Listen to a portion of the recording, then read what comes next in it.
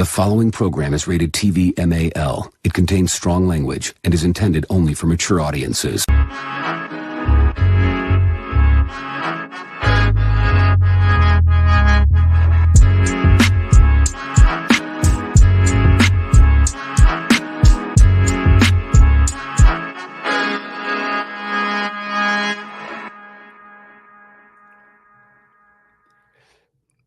Hey, yo, welcome to Real Figures, episode number 28. My name is Omar V.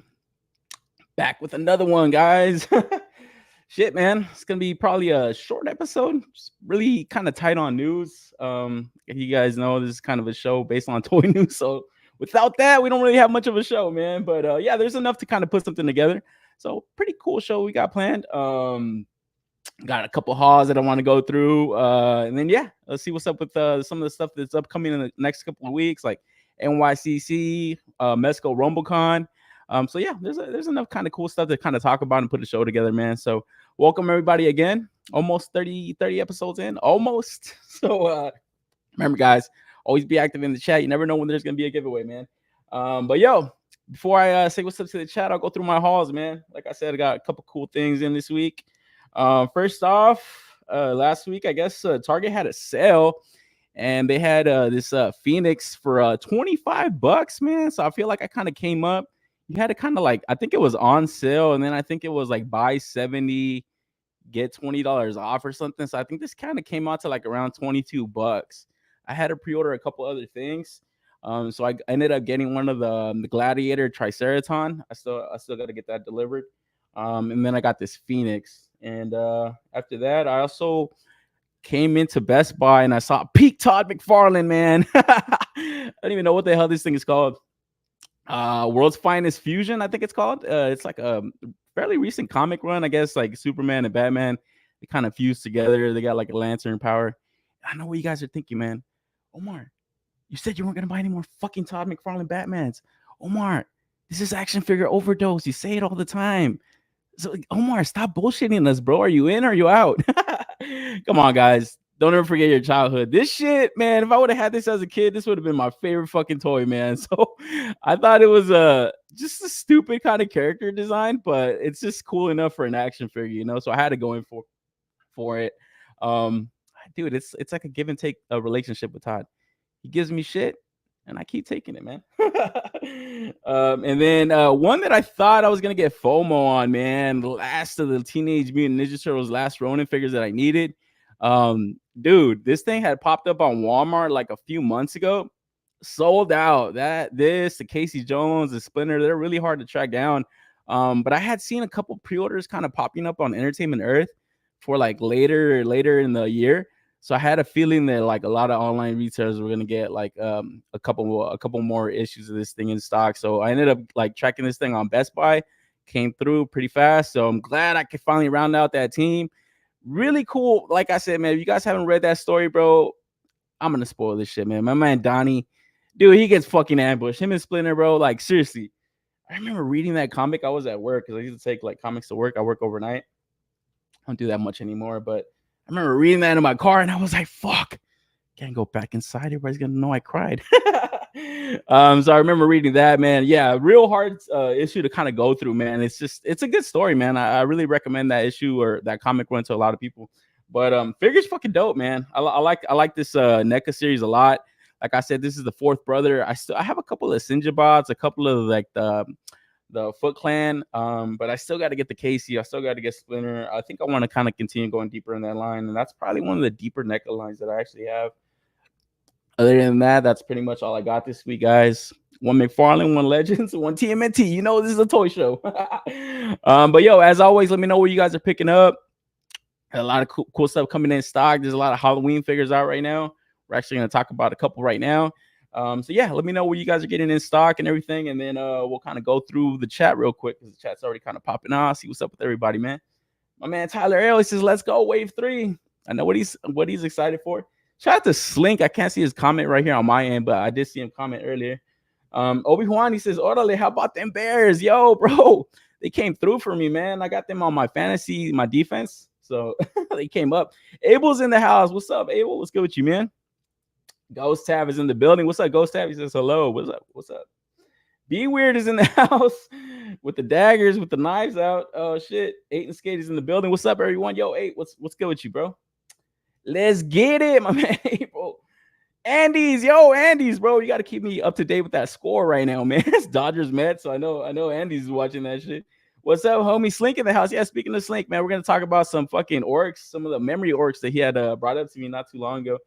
Yeah, everybody's in the building, man. Everybody's hanging out. NYC's in the house. Yo, what up, NYC? Highly Posable's new co-host. Fucking NYC. What up with you, man? Yo, what's good with the hat, bro? Come on, man. It's Dodger country over here, bro. There you going for the Mets. Hi, Omar. That's awesome. Thor Anikossi's in the house. Yo, Thor, what up, man? What's good with you, bro? Chat's in here. I got the NECA black and white 2-pack. First appearance TMNT on Best Buy online. Oh, right on, man. I actually did see that online. I think I'm gonna hold off on that for a bit, you know. I actually wanted to get just like the painted up versions, but man, if I had to settle for the black and white, I think I'm just gonna have to do that. Will Flows in the building. He says, what up, peace? Yo, Will, what's good with you, man? 03 Dodgers up. Are you bullshitting me, bro? I can't take this guy seriously. This guy's on some bullshit. B Rivera, long time no see. B, welcome, man. It's that Mezco RumbleCon in the title. It lured B Rivera in the house. But yo, guys, yeah, like I said, plenty of cool stuff to talk about, man. So let's just dive right into it, man.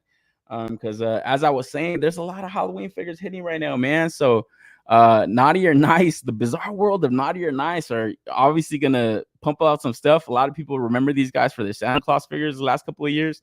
Yeah, looks like they're getting ready to put up for pre-order a Halloween themed figure. So I don't know exactly if this is going to be a whole line of like Halloween stuff. I think previously they had, I don't know if it was a Kickstarter or they had put up a couple of solicitations on BBTS, but I don't know if they were getting pre-ordered as heavy as some of that Christmas stuff, man, because it just kind of looked like a lot of reuse. Even here, you could kind of see the torso reuse from the Santa Claus. It's kind of gimmicky, but like, you know, we've kind of noticed this the last couple of years with like different kind of toy companies just kind of doing this kind of thing. It's just like they're kind of, I guess, just getting creative with different kind of holidays and stuff, kind of putting figures together. You know, it's not just like indie companies, but you know, we've seen that with like Black Series. Even they'll do like Halloween themed Christmas, all that type of stuff. You know, so it is fun. Like I said, it kind of, whenever I look at stuff like that, some of the times I just kind of pass on it because it's not something I don't even want to say enjoy for the whole year, but a lot of the times when we buy toys, it's like, yeah, you kind of pose them around, you play with them a couple of times, take pictures of them, and then you kind of just shelf them up, you know? So to have like a holiday edition figure, it's just, I don't know. I guess it's like for that month or that time in the holiday that it's kind of going on, it's probably the funnest figure to have. But after that, it's just kind of out of sight, out of mind type of thing. And then the one other thing that I always kind of get annoyed with, it's like, man, if they know these figures and they have an idea for these figures, plan them out a little bit better. Put these up for pre-order a few months earlier. I mean, have this ready for Halloween. This is like the pre-order is going up on the 28th. This is a Halloween 2025 figure. This is not something that is like gonna come around the corner, you know. And that's the thing I love about like the Four Horsemen. Whenever they do the Figure Obscura stuff, if they do something kind of revolves around Halloween or horror, it's like they have that shit ready to go. It arrives like in a week's time for most people, you know. So when I see stuff like this, I just kind of get a little bit bothered by like just the planning of it. Obviously the logistics for an indie company's got to be somewhat of a nightmare, but I don't know. I feel like it could be planned out a little bit better, you know, because the same thing happened with the Christmas figures. It's like those Santa Claus figures were hitting like February, March, and yeah, the next year around they were pretty cool to see and look at and stuff. But at that time, a majority of them had already sold out. So I ended up passing on a lot of them, or all of them actually. The one that I've seen lately is looks like a barbarian Santa Claus, and I feel like I want to go in for that one the next couple of weeks or next month or so to try to get that in for Christmas, man. But what are your guys' thoughts on this? I guess this guy's name is Petor or Patch Pumpkin. It just looks kind of, like I said, very kind of goofy. Kind of reminds me of somewhat of like a Power Rangers bad guy, kind of mixed with some, I don't know, just something you kind of see in like a modern type of action figure. To me, it just kind of looks like a Legends body with just like a pumpkin head on it. So it's not something that I'm gonna run to pre-order, but it's not like a terrible looking action figure. I can definitely see this thing getting pre-ordered pretty heavy, and a lot of people having fun with it. Because like I said, it's just it gives you that toyetic factor. You know, obviously during this month it'll probably be the most fun to have, but probably gonna have to wait on this one for a while. But is anybody going in for these, or did anybody go in for the Naughty or Nice Christmas figures? Because yeah, I don't know. I saw a lot of them on my timeline, but like I said, it's just the timing of the pre-orders and stuff. My man Boncho's in the house. He says, "Hey, yo." He says, "Dead ass, shaking my head." Oh man, Andy's, bro. Well, I hope you can enjoy this show. Gonna be real fun when you get it next Thanksgiving. Yeah, exactly. Beware. That's my comment exactly, man. It's just the timing of them. It's for pre-orders and stuff. And I don't know. I guess that's kind of why some of the times I get a little bit fatigued even doing this show, because it's just a show that kind of revolves around pre-orders a lot of times, and it's like pre-order. And like I said, that's the one reason why I just get like such enjoyment out of like the figure obscura stuff, because it's like you see it and then you get it. Like you pre-order it, if you're in, you get that shit. And that, I think that toy companies need to really go back to that. It's just that pre-order model is just so tired, man. It's no fault to these guys, because obviously these guys are a smaller company, but like everybody doing that, it just kind of gets tired, man. So I really just enjoy that, like lately, from companies, man. I think the one that I saw Hasbro do like not too far back was that Ant-Man and Wasp 2-pack, or it was like the Giant Man and Wasp 2-pack. That was awesome. It's just it went up for pre-order, it came in stock, and then people got it in hand, relatively fast. And that's just a better time for toys for me. KJ's in the house. He says, "What's up, peeps?" Yo, KJ, what up, man? Wait a minute, you're going fast. You're going too fast. What did you get? I got a couple things, man. Not too much.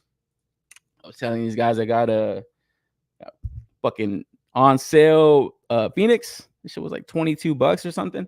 I was like, dude, what's the price on this? This was $50. So man, shout out to Preternia for that link, man. It's a pretty cool base, dude. I love that Phoenix, that little fire effect Phoenix.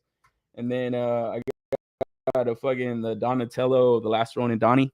Been wanting this one for a minute, so I'm glad it came back in stock.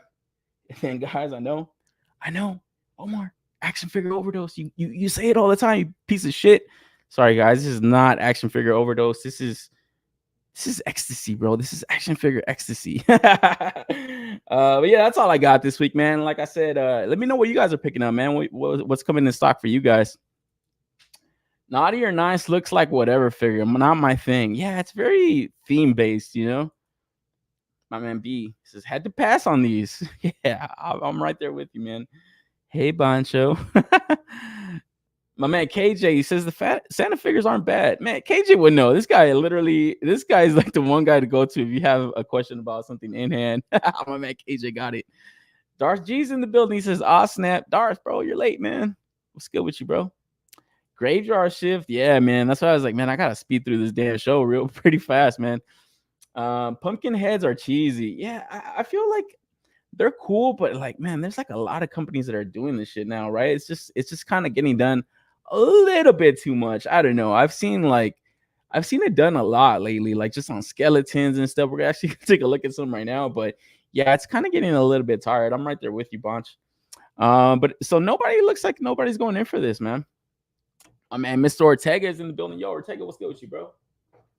Yeah, looks like that's a pass, man. But from there, Fresh Monkey Fiction is also giving a Big Bad Toy Store 25-year exclusive. So it looks like they're going to be giving 118th figure, part of their Eagle Force line. So this is the Star Commander command unit alpha team. So it looks like a little bit of an army builder. You get these multiple head sculpts. Not too bad looking of a figure. I don't know. Whenever I see these like 118 figures, it's like, man, if I collected this stuff, it looks like there's plenty of stuff to kind of get to have fun with. But it's not something I want to go down a lot of the times. And it's just, I don't know. As cool as this looks, like definitely that Major Coco looks like a lot of fun. But then honestly, it just kind of looks like a plain old like Hasbro figure with just a shit ton of heads. Also, and a good amount of accessories. But I don't know. That's the one thing I'm kind of noticing about Fresh Monkey Fiction. It's just like they're really kind of it just looks like a sub Hasbro company a lot of the times. It's just like, and I talked about it like, I think it was last week or 2 weeks ago. It's like, it's smart for companies to kind of do that, to kind of just like really kind of just base their scale kind of with Hasbro, kind of mesh that together. Cause a lot of times people are going to go in for your figures for that reason alone. But I don't know. To me, it's just, I don't know. I want to see a little bit more, I don't know, just originality and stuff. Like nothing against them. Like I haven't picked up any of their stuff yet, but it's just something about it. It just kind of looks like, I don't know, just like a Hasbro classified series or something a lot of the times, So I want to see a little bit more from these guys outside of just constant pre-orders. But I don't know, for a 25-year anniversary, it's not a bad looking figure, especially for BBTS. It looks like they're getting all kinds of stuff from different companies. I know Super 7 has gave them a couple pre-orders. I'm excited to see more companies. I'm wondering if Valorverse is actually going to give them some stuff, because that would be pretty cool. They are neat figures, and I think you can really get creative with these, especially if you're into toy photography. I haven't got any other stuff though. Yeah, you're probably talking about the Naughty or Nice stuff, or even these ones too. Like I said, these look like cool, fun figures. If you're really into that scale. But even their 112 stuff, I haven't really gone down any of their like Monster Force stuff. Not yet, at least. I do want to probably dabble in some, maybe pre-order a couple, but I don't know. It's not anything that's calling me lately. That Phoenix I'll consider getting, because she actually has torso articulation. Right on. Yeah, I think you'll dig that one. Dark's not a bad one. And it comes with a pretty dope like alternate head sculpt. I actually like it a lot, man. Oh shit, she just fucking fell. Oh man. Oh no, it's right here. Yeah, I like the head sculpt a lot. I really love like the work that the Legends team does, like on their like ladies and stuff. It's like they make these chicks look pretty hot, bro. Where the classified series, it's like, man, all their chicks look super ugly, man. Even like Cover Girl, it's like, bro, her name is Cover Girl. You know what I'm saying? So yeah, I feel like the Legends team really puts a lot of love into those. I'm waiting on the Punisher 2-pack to hit E-Collectibles. All right, on man. Tyler, you're gonna love that pack, bro. That's a goated 2-pack. I need that link for that discount too. All right, on Obi-Wan. That discount, I think that discount's gone, but I'll have to get you on Instagram, bro. I gotta follow you on Instagram, man. I gotta look for you. I got the Moto King tumbler this week. Huge box. I don't want to build right away. All right, on man. That shit looks awesome, bro. Alpha Team or Major Coco Head could work as a planet for the apes motif if you're putting them into a 112 figure. Oh, that's very true, right? Yeah, like as a little ape, like a little chimp, that's actually a high selling point now, man. It'd be cool if you could plug a tail into his ass. That'd be awesome. But from there, we'll move on because, yeah, like I said, it looks like Big Bad Toy Store is celebrating 25 years. So a lot of companies are giving them exclusives. And it looks like Super 7 hates their guts, man, because it's giving them this shit right here. Because next up, we got this bloody Conan the Barbarian from the movie. And, man, like for the life of me, I still can't understand why they always just show renders off, man. It's like they have a lot of these figures already done. They already have them like prototyped out and stuff. So I don't understand why they're constantly always just giving them renders. Because they don't even look that good. They don't look like appealing action figures to me a lot of the times. It just looks like a very cheap, I don't know, just CGI type of thing. It doesn't look fun. Because even the blood, you're always gonna have to wonder how exactly those paint apps are gonna look on the figure. So I don't know. For like I said, the same thing kind of applies for 25 years. It's just these guys looks like they're getting exclusives from all kinds of companies, but man, it looks like Super 7 is really giving them a lot, man. It looks like Big Bad Toy Store is kind of keeping them afloat, So I have to wonder what the exact like prices these guys are getting these ultimate editions for, because man, I don't think they're gonna move through a lot of these Super 7 ultimate editions like very fast. So I'm pretty sure they're getting a good deal on this stuff. Because I wouldn't be taking too much inventory from them at all, man. It just doesn't look like a lot of people get excited for their stuff. Even something like this, man. Like I love this Conan movie, but just seeing this, it just doesn't do anything for me, But had this like been like a third party company, or even like some of the stuff we're seeing from like these up and coming companies like Brutal Realm or something, I don't know, it's just a little bit more exciting, So like right here, it's not doing much, I hate to even ask if anybody's gonna go in for this, because I just feel like this is just, this is just one for the slaughter. Nobody's gonna buy this, I don't know. Like seriously, I even like to watch other streams and stuff. I like to watch like Mega J Retro. I like to get like different kind of opinions. Geek Dad Life. I'll watch 3POA. So I really like to get like across the spectrum, like all kinds of like opinions on stuff. And a lot of the times with Super 7, it's like even the people that really want to be nice about it, it's like they have to dance around how shit they are, and it's very hard. You can't dance around it too much, man. So I don't know. Like for me, this is an easy pass. Like seriously, but the only thing that trips me out is like why Big Bad Toy Store would keep taking it. And that's the only thing I can see. It's just like they're getting a really good deal on the product, and I don't know. I guess for that, it's just it's worth a shot. Worth a shot to kind of sell, because like I said about Super 7, they always do like lock up cool IPs, and this Conan the Barbarian movies is one of them, man. So I don't know. My man Will says Trash 7. We got Ender's Shadow in the building. Yo, Enders, what up, man? Let's go with you. Aiden Skate's in the house too. He says that's a pass for me. Yeah, like I said, I hate to ask. That Super 7 Conan is a must-have during sales week when it hits 60% off with the rest of Super 7. Yeah, that's why even at a sale price, I'm just not seeing it, man. We talked about like these like Godzilla figures that like not too long ago. Man, I should have got this image, bro. They're not even like the size of an average hand. They're tiny, bro. And I remember seeing that when I saw them at the size that they were like offering them at, they were like 5.5 inches. Dude, they were $35. I think maybe 40, honestly. Dude, like seriously, I don't see this company surviving past 2025. I just don't. It just doesn't look like they get excitement. It doesn't look like their stuff gets pre-ordered. And then when their final product hits, it's not really doing it, you know? So I don't know. What's the deal with Super 7? Do people still buy any of their figs? Yeah, that's what I'm saying. It doesn't look like it, bro. Like seriously, man. Like I said, I try to get a wide range of opinions from different kind of people, different kind of collectors. But man, look, this is the same thing you see in this chat. Dumpster 7, trash 7, shady 7, shitty 7. Hey, you guys get really creative with these. Fighting code names. There wasn't one of the same one. Fighting code names in the house. What up, code names? Super 7 fatigue. Have the original. The bloody version as a pass for now. See, Obi-Wan, he's actually dabbled in some. So yeah, I don't know. Like I said, for locking in the IP and just the shelf representation, I guess they still get people, you know. Render 7. Will, come on, Will. Oh man, Will had that one up his sleeve for a minute. He was working on that one. I buy Luxter 7 when they are on sale. I don't know. Like I said, the last couple of ones that I bought were just the TMNT ones.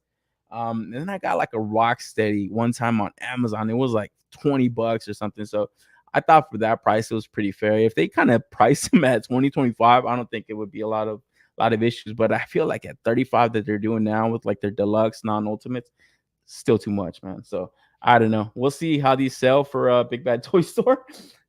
Come on, Darth. Seriously, come on, man. If new people are watching this, they're gonna be like, "Oh God, this is some lowbrow fucking shit right here." Look at this guy's comment. Stupid 7. Tampon Conan Deluxe exclusive. Oh, come on, guys. I got Pinky in the Brain. They suck. Oh man, they're humongous, dude. It's like 1-to-1 scale Pinky in the Brain. But from there, move on to some Masters of the Universe. We got this oversized evil horde trooper, and man, I gotta say, guys, it's probably the thing I'm most excited about this week, man. I can't lie. I always talk my shit about Mattel Creations, but it looks like they're getting another exclusive, and they're getting some of my money this week because on October 15th, this thing goes live.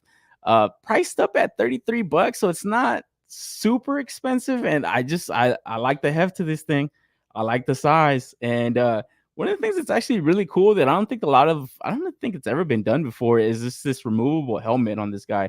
A lot of the times when you saw this character, it was always kind of left to people's imagination if it was a robot or if it was some kind of fucking humanoid motherfucker inside or something. And yeah, apparently there's these little goblin things in there.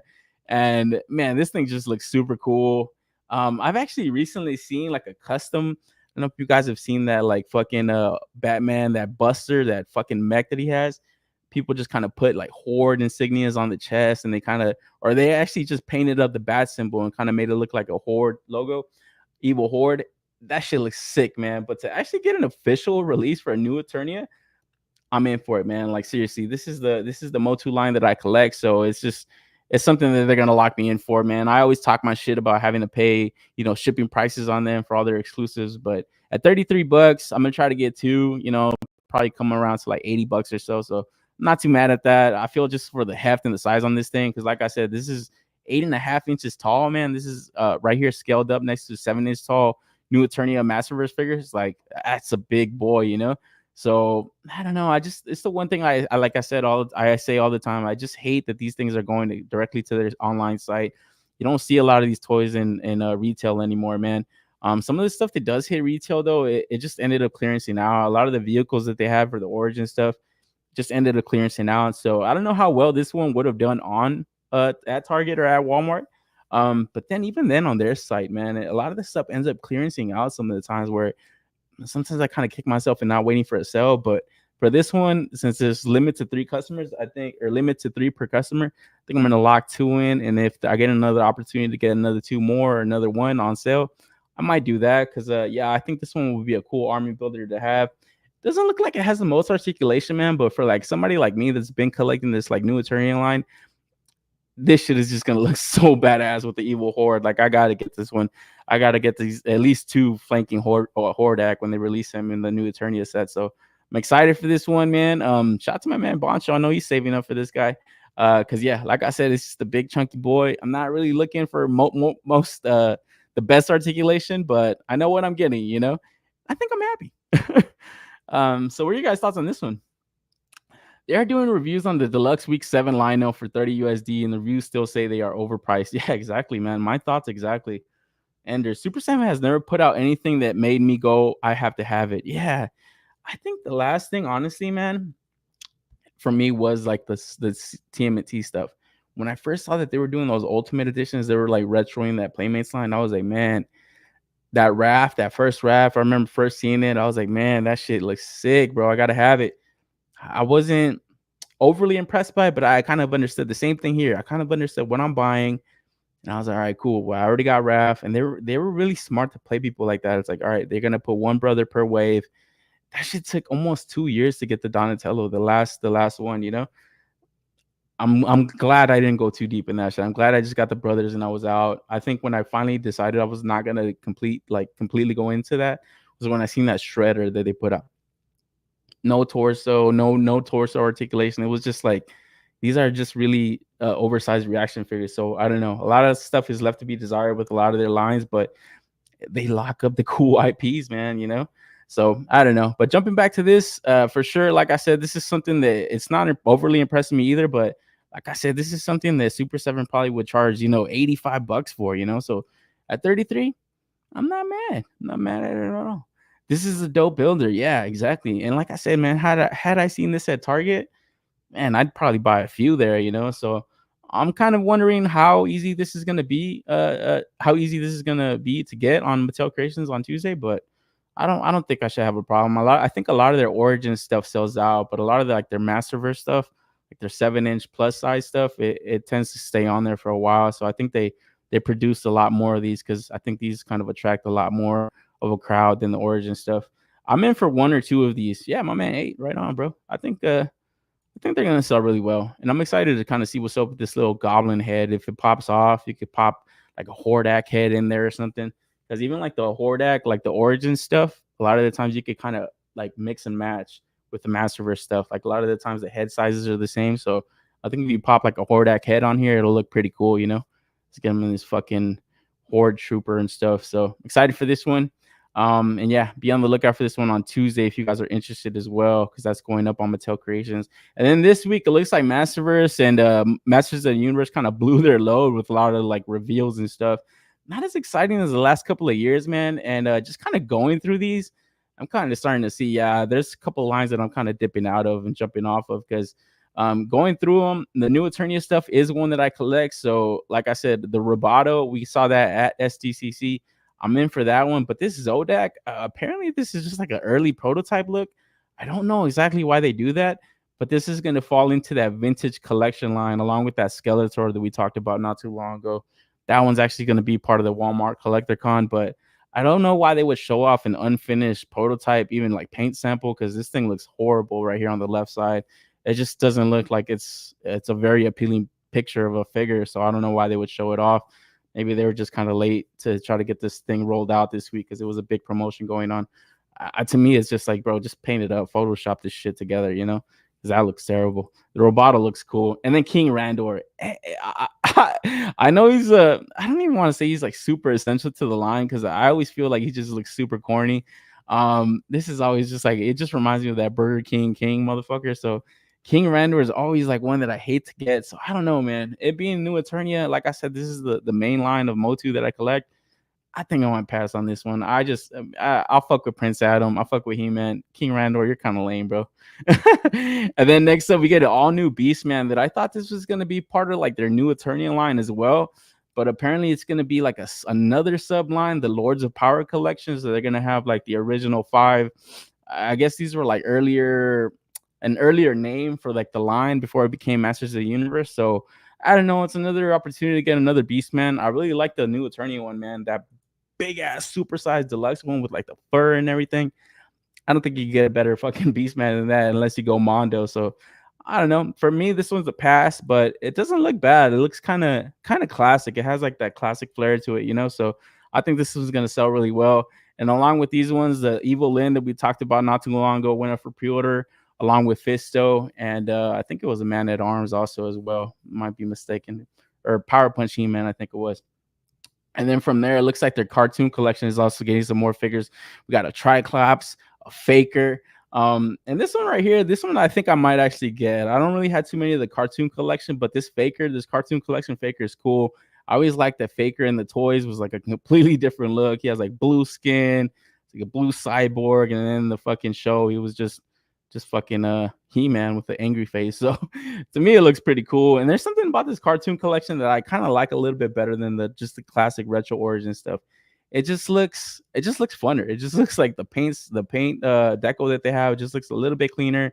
It just looks like, like kind of popped out of the cartoon. And I think I like that a lot more because the retro origin stuff, it just looks like the vintage toy, kind of it's missing a little bit of personality in the figures and stuff that I feel like the cartoon collection brings. And then we got Leech, we got Buzz Off, we got Catra and Frosta also coming into the fucking cartoon collection line. So yeah, it looks like the Origins cartoon collection is getting a lot more love. And I guess these are going to be part of the Power of the Princess subline. So also doing cartoon collections is the Power of the Princess. And then also kind of a reveal of this like Evil Horde 2-pack sketch, I guess, edition. So I guess they're kind of doing like early sketches of like these earlier prototypes. So fuck, man, I don't know if this is Hordak and Grizzlord, like an earlier look on them, but I do like the look of this 2-pack, man. And these dudes will look really badass in like an Eternia set, So I don't know. I like that they're kind of reusing the Terror Claw from like Skeletor and stuff, for, like these weapons and stuff. These dudes just look like some gnarly guys, man. They're like, I don't know. Anytime I see figures like this, man, dude, I forget the name of this guy. I think it's like Mr. Attorney or something. He does like customs and stuff.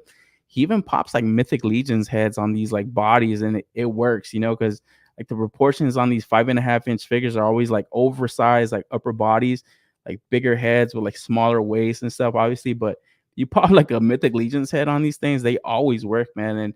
And sometimes this guy's even like customizing Legions and like kind of painting them like how these like MOTU characters look. So it'd be dope to kind of see a custom of like just these characters right here and like Legions characters, and I know there's people that are creative enough to kind of pull that off. I myself ain't one of those people. So I just got to go and settle for this, man. But I think they look cool. And then this is where I'm starting to jump off, man. Turtles of Grayskull. Turtles of Grayskull, you had my heart, bro. This is fucking action figure overdose. We're doing a little bit too much, man. Because Leo, the Snake Armor Leo, Snake Armor fucking Raph. We get Snake Armor Mikey and Snake Armor Donnie.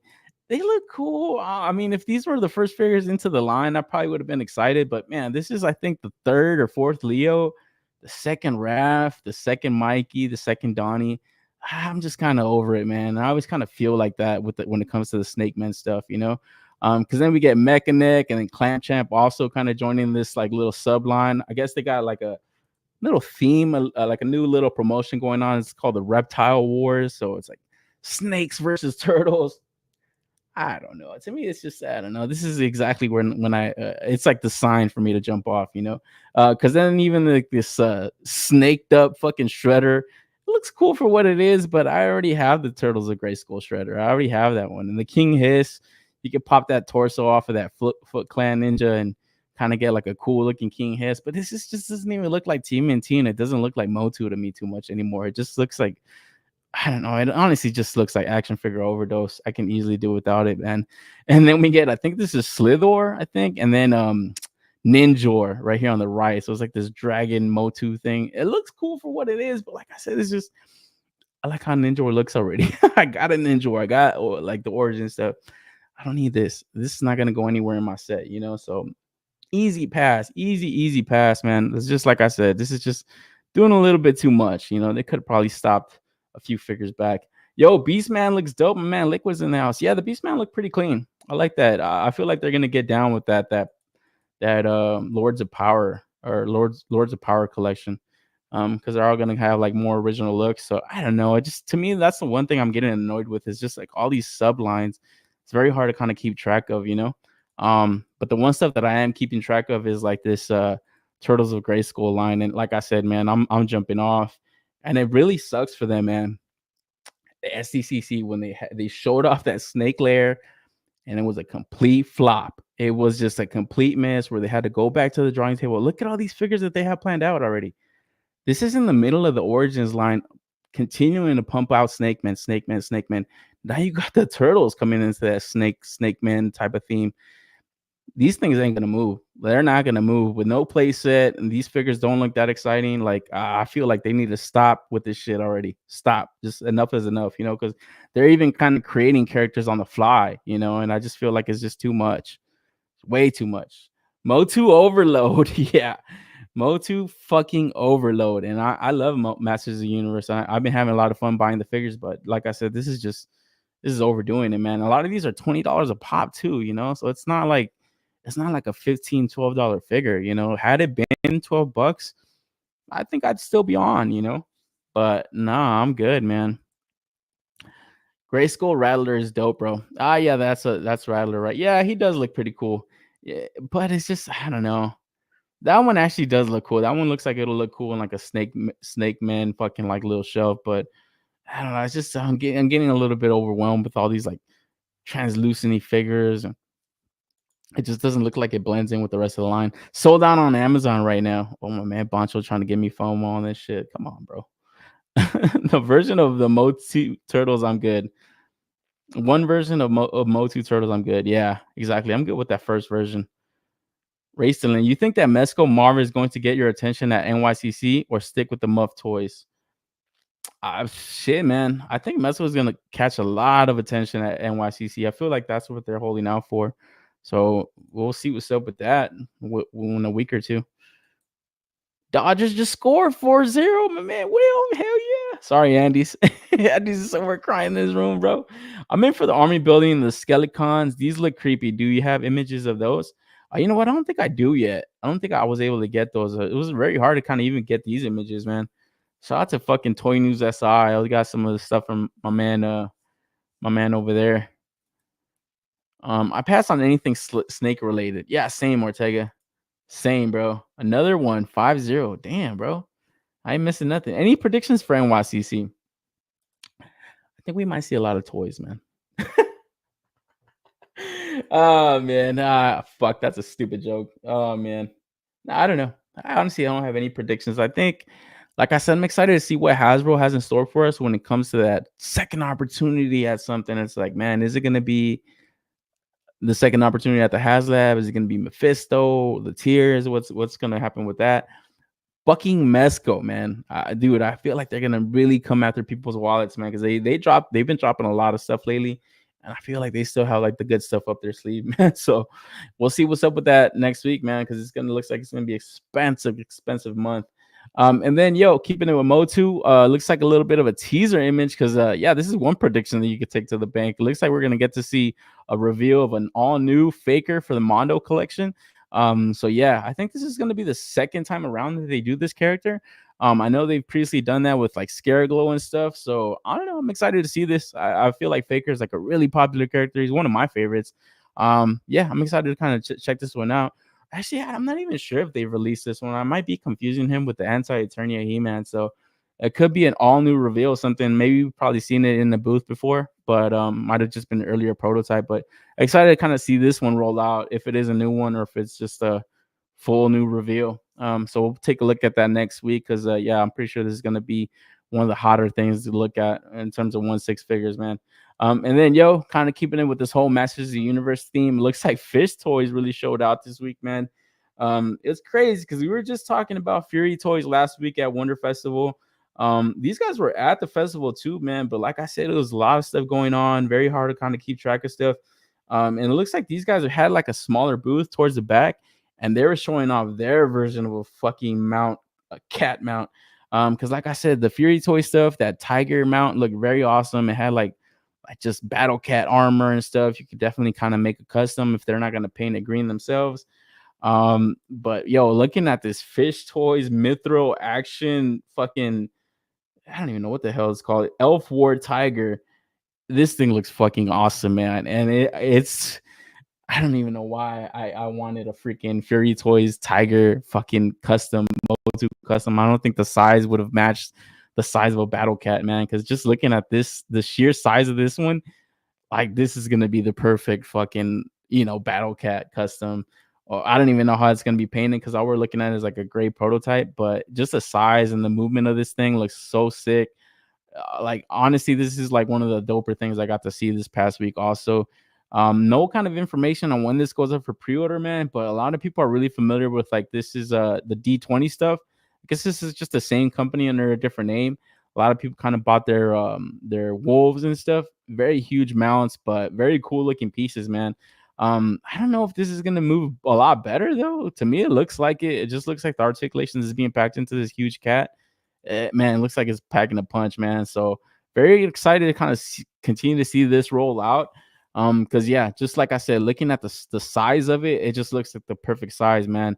And then even if you don't want like a battle cat, it looks like a perfect fucking saber tooth tiger as well. Like I always imagine these cats to just be humongous and stuff, man.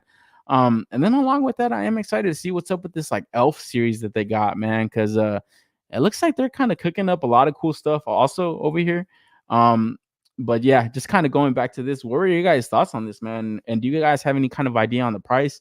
I always held off on those wolves just because I don't know, it wasn't something that could kind of fit in my collection at the time. They were very large. But I always kind of was curious about getting at least one, maybe if I kind of catch them on sale because they kind of periodically go on sale on BBTS. I don't know if they've ever sold out on there. I definitely got to pick one of those up, but I think this one's going to be one that I pre-order day one. Because yeah, like I said, it just kind of gives you that like that MOTU kind of theme, that MOTU vibe to it, but it kind of works with other things because yeah, they got like this elf chick writing it. It just looks very cool, man. And I'm excited to kind of see what more stuff they kind of pull out into this like Elf War series that they got cooking up. Because I don't know, it just looks like a really cool fantasy line to kind of want to get into, because like I said, it's something about like packing in a lot of articulation to these types of characters. You don't just want them vanilla pose. You don't want them just static pose. So I don't know. Any ideas on the price on this thing? Because like I said, I passed up on the wolves, but if I can remember correctly, they're like around that 150 price point. If I can remember that correctly, because yeah, that's probably one of the reasons why I held off on them. Man, I'll sell you my wolf, bro. Oh my man, Will, you always got the good deals, man. I might have to hit you up with that. My guess it will be around how much the wolves are. Yeah, that's probably a good guess, right? Because it looks about the same size. Would you guys say the wolf is bigger, or is this about the same size? Because from what I can remember, it was pretty much the same. But then I don't know the size on this elf chick because she looks pretty large as well too, very tall looking. But I don't know. I feel like for characters like this, it still kind of works, like these like mythical types of creatures. It's like you know how fucking tall elves are, motherfucker. So I don't know. It still works. I'm excited to see this thing roll out. And then yeah, like I said, these guys were at Wonder Festival and they were kind of just posted up somewhere and just kind of showing off their stuff, man. But it's just crazy to see the amount of like companies that were there showing off their stuff, and everything was so impressive. So just not even getting to take a look at all the stuff in one day is just crazy to see that like a whole week later, there's still more stuff to kind of take a gander at. And then this is one of the chicks that they already have up for pre-order. It's like that boar girl. And like I said, this is like a more 1/10 scale, almost 8-inch, 9-inch figure. So I don't know. It still kind of works, It's just who cares, The bigger the waifu, the sweeter the juice. Oh man. The Griffins look big and they were 99. Very true. You're right. They had just shown off a Griffin too, right? I think the horses also. I don't think they gone up for pre-order. Man, I can't even fucking remember with all this shit that we see all the time. But yeah, maybe it's around the same price as that horse, man. Because like I said, that wolf actually looked humongous, dude. It just looked a little bit too big for me, and that's kind of one of the reasons also why I kind of stayed off. It was just like, man, this shit just looks huge, bro. But I don't know. It's still cool, It still kind of fits like just the stuff that they're kind of working on over there. Omar, did you make it to LA Comic Con? I didn't. No, I didn't get to go, Darth. I was like really swamped with work, and then I had a fucking 4-hour stream last week. Definitely not gonna have time for that, man. But some of the stuff's gonna go for pre-order on a 5K. I did lock in the accessory joint. Horse on pre-order are 98 USD. Oh, okay. Hopefully it's around that price. I wouldn't be mad. I'd probably pre-order a couple of these because these look freaking awesome. And then, like I said, them being at Wonder Festival, it looks like they got to show off like battle armor horses and stuff. So a lot of people are really familiar with like the horse series that they have cooking up. They actually kind of put up a video this week, man. Check this shit out. 我操！我操！太顶了，太顶了！ Like, fuck, bro. They're fucking working that horse. 我操！我 Like, shit, bro. It's funny when I came across that video on my timeline, I was like, holy fuck, what are they doing to that shit? It's like, even though it's a plastic toy, it's like, fuck, man, that shit looks painful. So, man, yeah, it looks like these horses are gonna be ones to lock in, guys. Like, seriously, don't not pass up on these, man. These will probably be the best 112 horses any company will ever do. Honestly, I don't think you can get better than this, man. Just like the sculpt on them. Obviously, we've seen like the articulation range that they offer, but then seeing that they're actually gonna make like some kind of battle armor ones, like, man, if this is part of like that Elf War series and you get in like orcs or goblins from these guys, man, shit, bro, it's gonna be a real dangerous line to kind of stay away from and stuff. He said, what that head do? Fucking whale, come on, bro. Oh man, articulation on those wolves sucks in my opinion. Yeah, that's what I'm saying. I feel like this cat's packing a lot more. It just looks like it just moves a hell of a lot better, you know.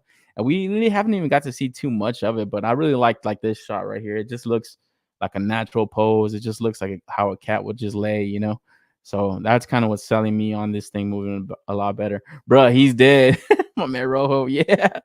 I'm fucking snapping his neck in 3. Paul Morales is in the building. He says, hello, everybody. Yo, Paul, welcome, man. So yeah, take a look at more of these guys' stuff.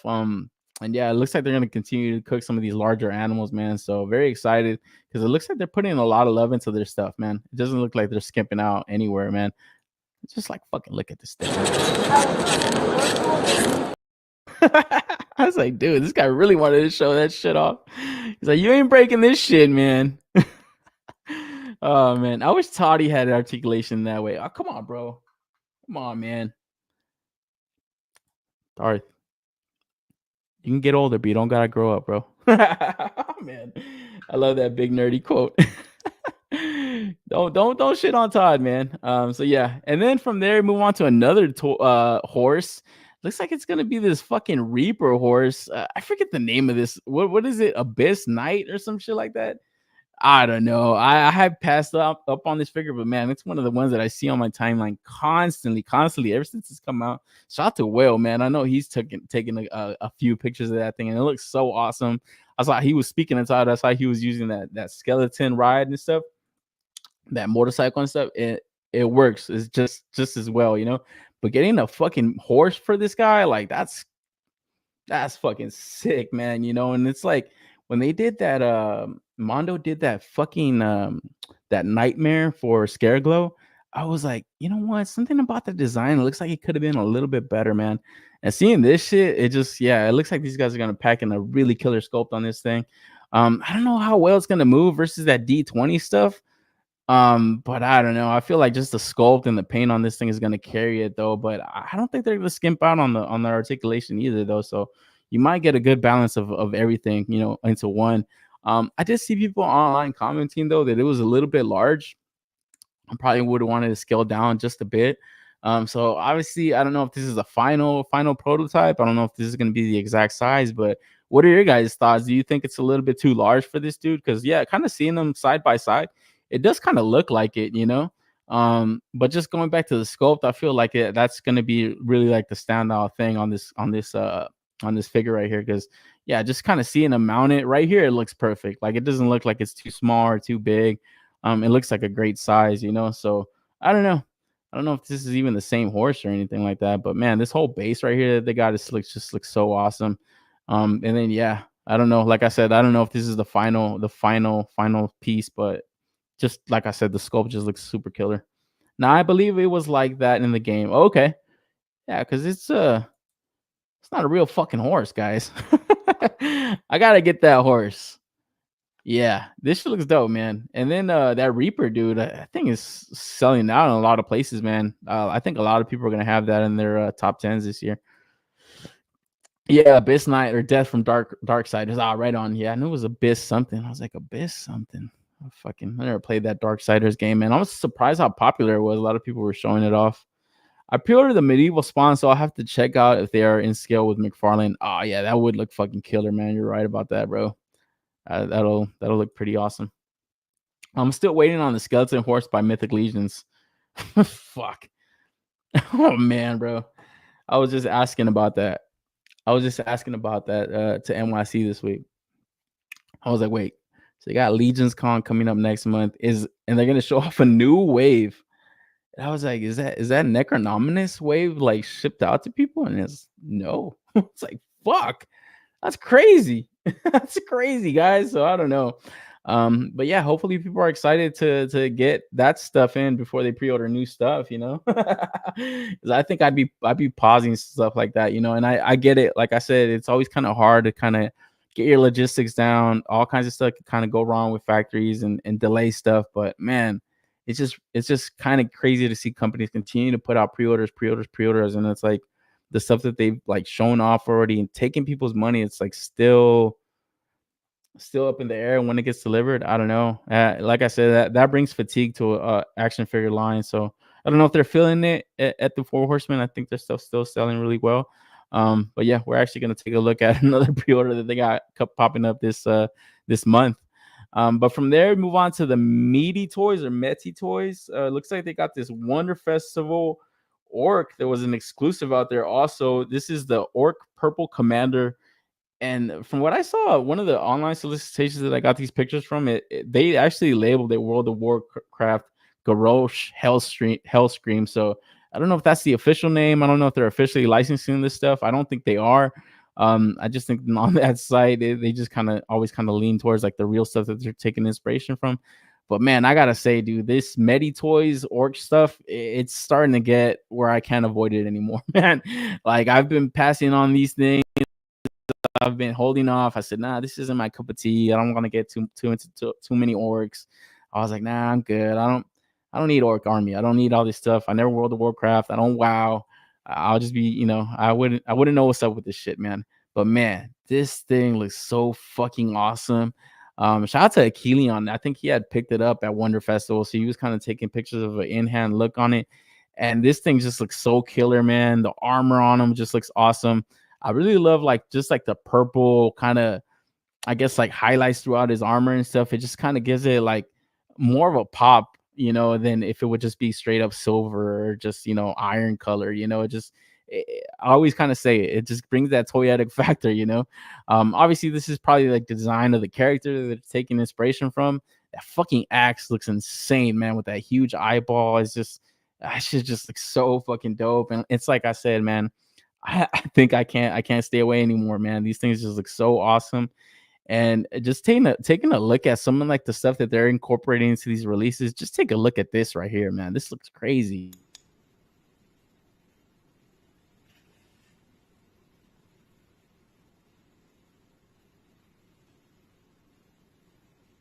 No batteries, just the paint, you know. It's this fucking cool stuff, man. And like that's what I mean about like just putting more love into releases, you know. It's just, we get it, man. You know, companies that don't have to pay licensing fees, maybe they could afford a few more things. But I feel like if Todd picks some stuff up like this, he can do it, bro. He can fucking do it, and he would do it, you know. But I just feel like this is stuff that doesn't come across his table. It doesn't come across his like fucking his timeline, or he doesn't get to take a look at this stuff, man. But man, I really wish there would be like domestic companies that go out to these like cons in Asia and stuff and just look at the stuff that's being made and maybe get inspiration to bring into your line, see what you can bring, what you can offer at like cheaper price points and stuff, you know. Because it's just, this is something that like really admire, you know. If you don't have this in your collection, it just looks so sick, man. Like I said, the armor kind of sets it off, but you can take a lot of it off. You know, it's got like the fur, like soft goods, like loincloth. It shit just looks like it looks like you're getting your money's worth when you look at this shit, man. Because like I said, you could take the armor off, and then this shot right here, bro. This is what I love to see from toy companies, right? They just have fun. they just have fucking fun, even with their promotional images, you know. And when I saw this, I was like, yeah, these guys are doing it right, bro. Because even in their Instagram when they posted this shit, it was just like funny. You could tell like people are having a blast when they're making these toys. You know, they're enjoying themselves. You know, and I feel like that's good to see from companies, man. You know, some of the times when other companies are making stuff, it's like, you actually like this shit? This looks like not fun, guys. It just looks like a cash grab some of the times, you know. I didn't even want to name specific stuff, but some of the stuff just looks like half-ass. And even when like they're like posing the stuff out, this doesn't look like they're having fun with their own stuff. When I see this, it's just, yeah, this is fun. I know the company that's making this, I know they know how to have a good time and stuff, you know. Because yeah, it says please call me supermodel as the fucking caption on their Instagram. So that's just hilarious to me, you know. And for that alone, I want to get this. So what are your guys' thoughts, man? Is this one that you're gonna go after? Because like I said, this was like a Wonder Festival event exclusive. But a lot of these are also gonna pop up like on Toysy Metaverse and 5K Toys. So I think this is also up for pre-order on Bomb Busby. I don't know if I pronounced that site correctly. It's like one of those words where it's like it kind of looks like this, kind of looks like I'm fucking saying it correctly. Bomb Busby, I think that's the site. It's on there, so I'm pretty sure this is gonna pop up on 5K as well. Todd's Warhammer stuff sell pretty well. It does, from what I hear. I always kind of see them go up. I don't see too many of them like peg warm up at my Target. Like every time I see like new figures there, the next time I'll go there, they're not usually the same ones there. But I like exactly like you said, man. If Todd saw stuff like this, I feel like he would incorporate that not only into the Warhammer stuff, into maybe Spawn stuff, maybe into his like DC multiverse stuff, man. It's just I feel like he does like try to improve a little bit. Look at the Softgoods capes now. Like he really digs that wire through the cape. He thinks it's fucking awesome. He thinks it's fresh. And seeing stuff like this, like it's just like I know he for a fact he would be into this, dude. Like he would definitely be into this shit.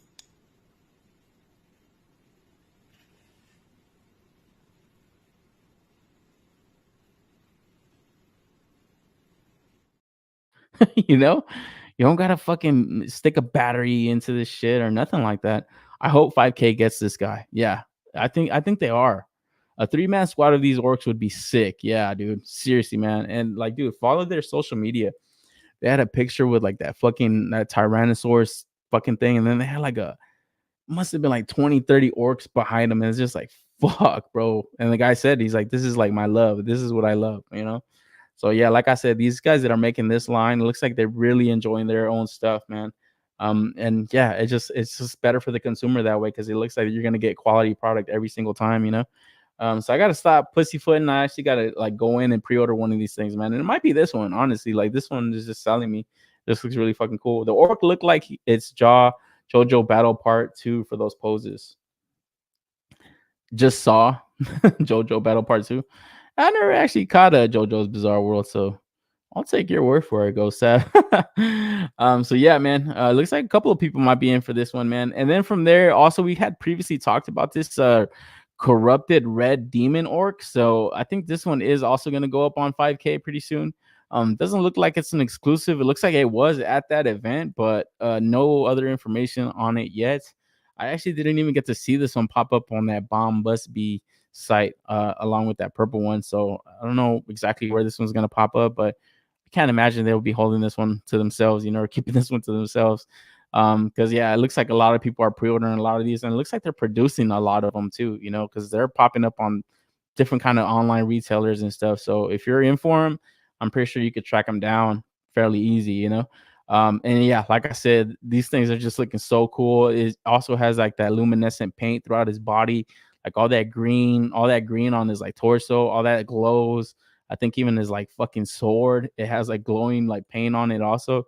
So it's just something, like I said, it just adds playability factor without doing too much. You know, you're not having to fucking, you know, put in any kind of batteries or anything like that. And just the sheer size on these things, and they still have double jointed elbows, like it's still packing a shit ton of articulation. It's just very impressive, man. You know, because we're gonna take a look at a Superman later on in the show. Single fucking jointed elbows. Come on, Todd, you're killing me, bro. I'm over here defending your honor. It's getting hard, man. So yeah, I'm pretty sure these orcs are gonna continue to sell well for them. And then yeah, like I said, we saw their stuff at a Wonder Festival. It looks like they're cooking up a few things, but want to continue to see more. Like I think their main thing that they got a lot of like hype for was obviously that TMNT set. Rightfully so. The set looked pretty awesome. But yeah, let's see what else they can do, man, outside of these orcs. It'd be pretty exciting to just kind of get maybe different size characters, if they start doing like little goblins and stuff. We saw some of those get shown off by them. Just kind of continue to create like more of these like fantasy type characters and stuff, because it looks like they're going to continue to kind of produce cool stuff. And I'm just excited to see more. Red always looks hard. My man Darth. Yeah, Red one looks pretty cool, man. And then from there, moving to the 4 Horsemen reveal this week. Looks like they got a new pre-order for these like V2 skeletons popping up at the end of this month, or I think it's live already. It just goes on for this month, if I'm not mistaken. Yeah, these things look pretty cool, man. Honestly, I had my little nitpicks about like that V2 skeleton when it first showed off.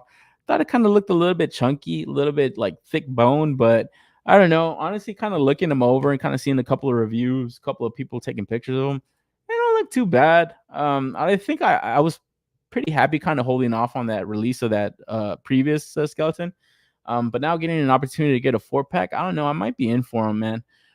They do kind of come with like these like extra head sculpts and like these extra like face masks type of things. So you do get a little bit of reuse on 2 of the sculpts, but these face mask things look really fucking cool, man. I feel like you have a lot of fun with these with like different kind of releases. It reminds me of like one of these. I know you guys hate plunderlings, but one of the plunderlings had like these like little skull mask also. And it just kind of reminds me of that. But I feel like you could kind of have fun with these like these things just on any kind of figure, like I don't know, any kind of like Marvel Legend or anything that kind of fits this thing. And then like obviously like the reuse with this like vampire skull and this like pumpkin head. There goes another pumpkin head, guys. I think it looks cool, man, and then kind of taking a look at the previous releases. So you got like that first standard bone color. I guess that was like the version 1. And then you get this Skeleton Legion Builder 2 bleached bones. So that was like the previous one that got released. And like I said, that's the one that I held off on.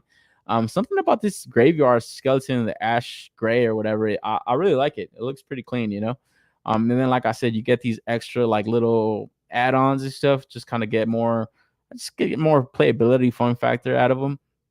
It's pretty cool, comes with a good amount of stuff. I don't think it's overpriced. What's the deal with the feet though? Is that just for like your other skeleton builders that you have that just don't have like the not boot feet or whatever? Because I was kind of tripping on that. I was like, why the fuck would they add feet? Do they not all have feet? So I don't know. That's probably just like a little add-on for other pop and swaps that you might have in your collection. They always kind of tend to do that stuff. So I wasn't mad at this. $99, not really overly priced and stuff. It's like I said, I just kind of wish this stuff would kind of get planned out a little bit better. I would have liked to have this like for Halloween this year, so I think this ships out like the first quarter next year.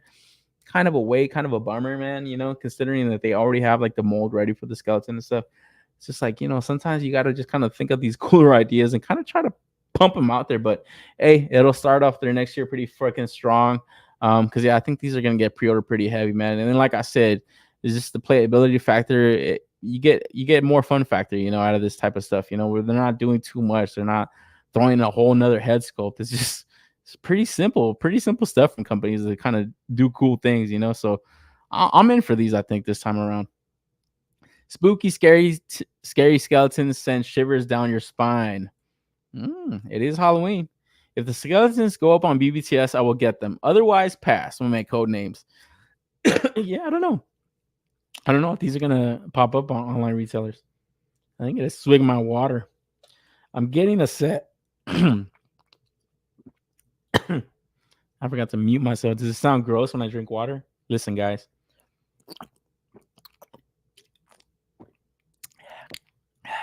Fucking throating that shit. Patas. Damn. They got jealous on Todd's feet. That's the one thing that was throwing me off. I was like, what are the feet for? They're kind of weird, but it does come with 2 shields, 2 swords, and 2 spears. Damn, Omar dying. For reals, bro. Hey, we're all dying. So I don't know. Looks like, yeah, if these pop up on BBTS, looks like some people will get them. I think I'm just going to lock them in through their site, man. So it looks like they have this pre-order open now till the end of the month, I believe, or the 28th or so, if I'm not mistaken. It was funny too because I actually went on their site, I think this week, and I wasn't able to fucking look for them. Like it had like a link, and once I clicked the link, it just they didn't refresh or it didn't pop up. So I don't know what the deal with that is. It says from 10/14 until midnight Halloween. So like I said, that's kind of fun, But I just kind of wish this would be available before Halloween. But it's like anything, any fucking toy you pre-order. So yeah, be on the lookout for these guys. I think I might be in for them though. Like I said, I picked up the Fool skeletons when BBTS had them on sale. Skeletons are always an easy buy. Yeah, I really regret not getting those fucking yokai skeletons, man. I think I talked about that here probably a few weeks ago. I think when they showed off the V2 skeleton, these guys, I said, man, I fucked up not getting those foolish ones, man. So now I don't know if I'm settling for these or I actually kind of really like them, honestly. Now kind of taking a look at them, especially kind of seeing them side by side. There's something about this paint scheme to me that just looks a little bit better. I don't know. And the other ones don't look bad though. It just looks like more realistic. But I think in this like grayscale kind of scheme, I like them a little bit nicer, What's up, everyone? My man Nasser is in the building. Yo, what up? Will Floyd says, I think I'm in for 2 sets. Yeah, I think that's an easy buy, honestly. Like I said, if they would have been like 150 or 120, I was like, nah, that's fucking pass. But at $99, I was like, all right, these are a good buy, So yeah, I think I'm with Will for at least 1 set for sure. So be on the lookout for these early next year. And yeah, now until Halloween, you have an opportunity to lock them in. So don't hesitate, guys. But then from there, move on to Savage Crucible little figure we got to take a look at LA Comic-Con last week. So they had this in the booth. There was no kind of information on their Instagram at the time, so I kind of wanted to jump on it now because here we have Shield Desire. So it's a new figure from Savage Crucible unveiled this past weekend at LA Comic-Con. Shield of Desire features 3 head portraits, a new set of armor for the line, a soft goods cape, multiple accessories, and a redesigned feet from our first Lemurian releases. So no longer are they going to do toe articulation. Kind of bummed a little bit, but I completely understandable. It looked like they were having a lot of issues with that stuff. Kind of looked like they were kind of bending a little bit too easy, so it was kind of like flopping the figures around. So I don't know. I like to see the company sometimes they're able to kind of pivot and stuff and kind of just change direction. And you have to be able to do that. If you're having issues, it's like there's no knock on them. Maybe when they kind of can redefine that design choice in the future, maybe they can kind of go back to it. But I wasn't mad that they got rid of them because, yeah, some of mine were actually kind of hard to stand up here and there. So easy change for the company. I'm glad that they did it. Going into the design of this one, though, this shit looks fucking awesome. And I got to say, man, Rob, if you're watching, bro, did you steal my idea with the cloak? Did you steal my idea with the cloak, man? I feel like they got me. They got inspiration from my post, man. I'm taking credit for this, guys. I'm sorry. Nobody else had a cloak on their Lemurians until they saw mine. I'm officially taking credit for this, guys. Nah, but in all seriousness, man, I think this thing looks awesome. I think the paint on this just looks so fucking good, man. And them having Nikki Nicole Customs on their team is just, man, it's fucking aces for them, bro. They got like a killer ace up their sleeve every single time they get her to paint a figure because it's just something that you don't really see a lot of the times. You see a lot of like just obviously the olive drab, the fucking green skin, the purple skin, red skin. But man, getting all like these like very realistic patterns and stuff from like actual reptiles and animals from real life and stuff. It just looks so fucking good on an action figure, man. And then also getting like the head sculpts added on head sculpts. Like these guys get really creative with their stuff, where a lot of the times the company could just, man, they could probably just get like a regular humanoid torso, just put a lizard head on it and call it a day. But these actually look like fucking lizard, man, I thought I was gonna be good with like the Shadow Slate, a couple of the Lemurian guards and stuff. But man, seeing more of like these just different kind of paint schemes that they got on their figures, I gotta get them, man. I gotta get as many as I can now because this is one of my favorite releases so far that they've put out. I am waiting on the Wave 2 to hit in stock, but Wave 3 officially kicked off this week, man. So here is one of the reveals from their LA Comic-Con little booth. No information on when this one goes up, but this is one that I gotta get because like they said in their post, you get all new armor too. it adds character, to the figure, and it just looks so awesome. It just looks like normally I'd probably like want to build a couple of these, but this just looks like an individual type of character that because of his paint deco that he has, I'll be happy with one. It just looks so good, like for real. So I'm really impressed just by the paint job alone, man. Like I can't say enough about it. When I first saw it, I was just like, man, I've never seen anything like that. It just looks like something you would see like in the fucking desert, like some kind of reptile would definitely have this shit painted on them, as their skin color. So it just set it off completely, set it off.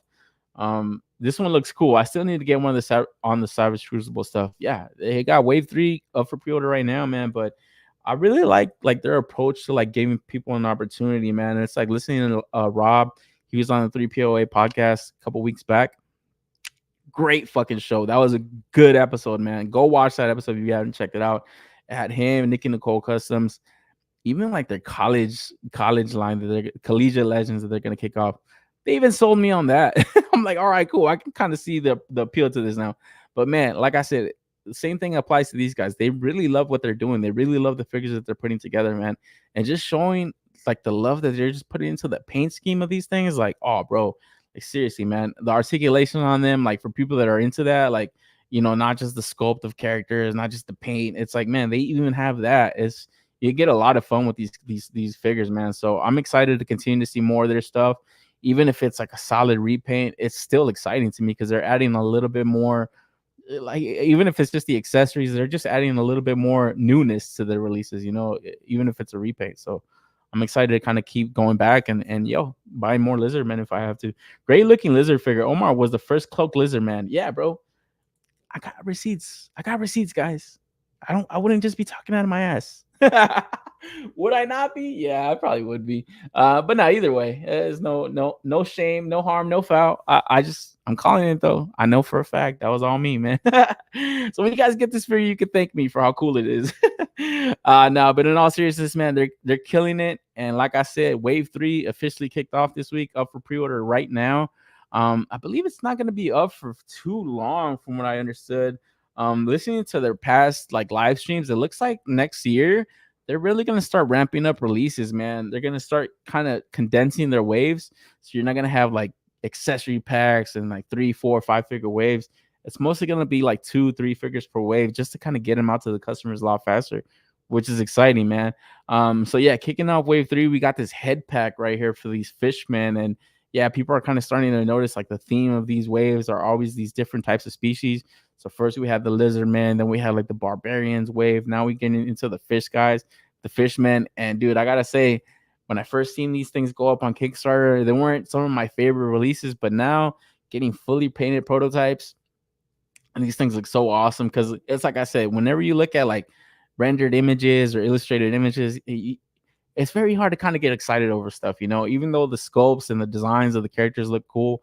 When you start to get to the fully painted prototype stuff, that's when it really gets exciting, man, because this head pack looks cool. You get the slate pirannoid heads, and then you get some of like these more individual types of fishmen. So you get the Fathom Scout, the League Striker, the Savage, and the Abyss Dreadnought head. So pretty cool for this pack. I believe this is around $33. Let me actually go to their site because I want to get these prices correctly, man. I don't want to fuck up their stuff because yeah, Wave 3 pre-order is live. So items are estimated to ship from the factory Q2 of 2025. So yeah, not too far away, a little bit less than a year. And then yeah, this head pack is $18, man. So it's not bad, off the jump. It looks like they're giving you a lot of value into this stuff, especially if you start to rack up a lot of these fishmen. And then next up, we got the Rising character packs, a little bit more accessories to kind of just dress them up a bit. You get like this, I don't know, it just looks pretty interesting like that, especially that book and stuff. That looks pretty cool, man. And then you get more extra heads. So this Rising pack is $27, so you get a couple more like armor bits, weapons, heads. It looks like you get a good amount. So if you don't go in for the head pack, you could probably go in for this and still get some new looks on it, So at $27, that's not bad. And then we get into actual figures. So we get this Pirannoid slate. So this is just like their basic release. This is just like their, I guess, more custom fodder type of release. It's very good for customizing. It just kind of has like a standard like paint job to it. So this is only $19. And this is one that they actually didn't have any painted prototype images of. But like I said, this being their more just basic release, I feel like people kind of can understand what they're getting. They're kind of looking at it through the eyes of a customizer and kind of wondering what kind of paint they could slap on this thing. And then we move on to their Paranoid Savage, and this one is going to be a little bit priced up more than the first one.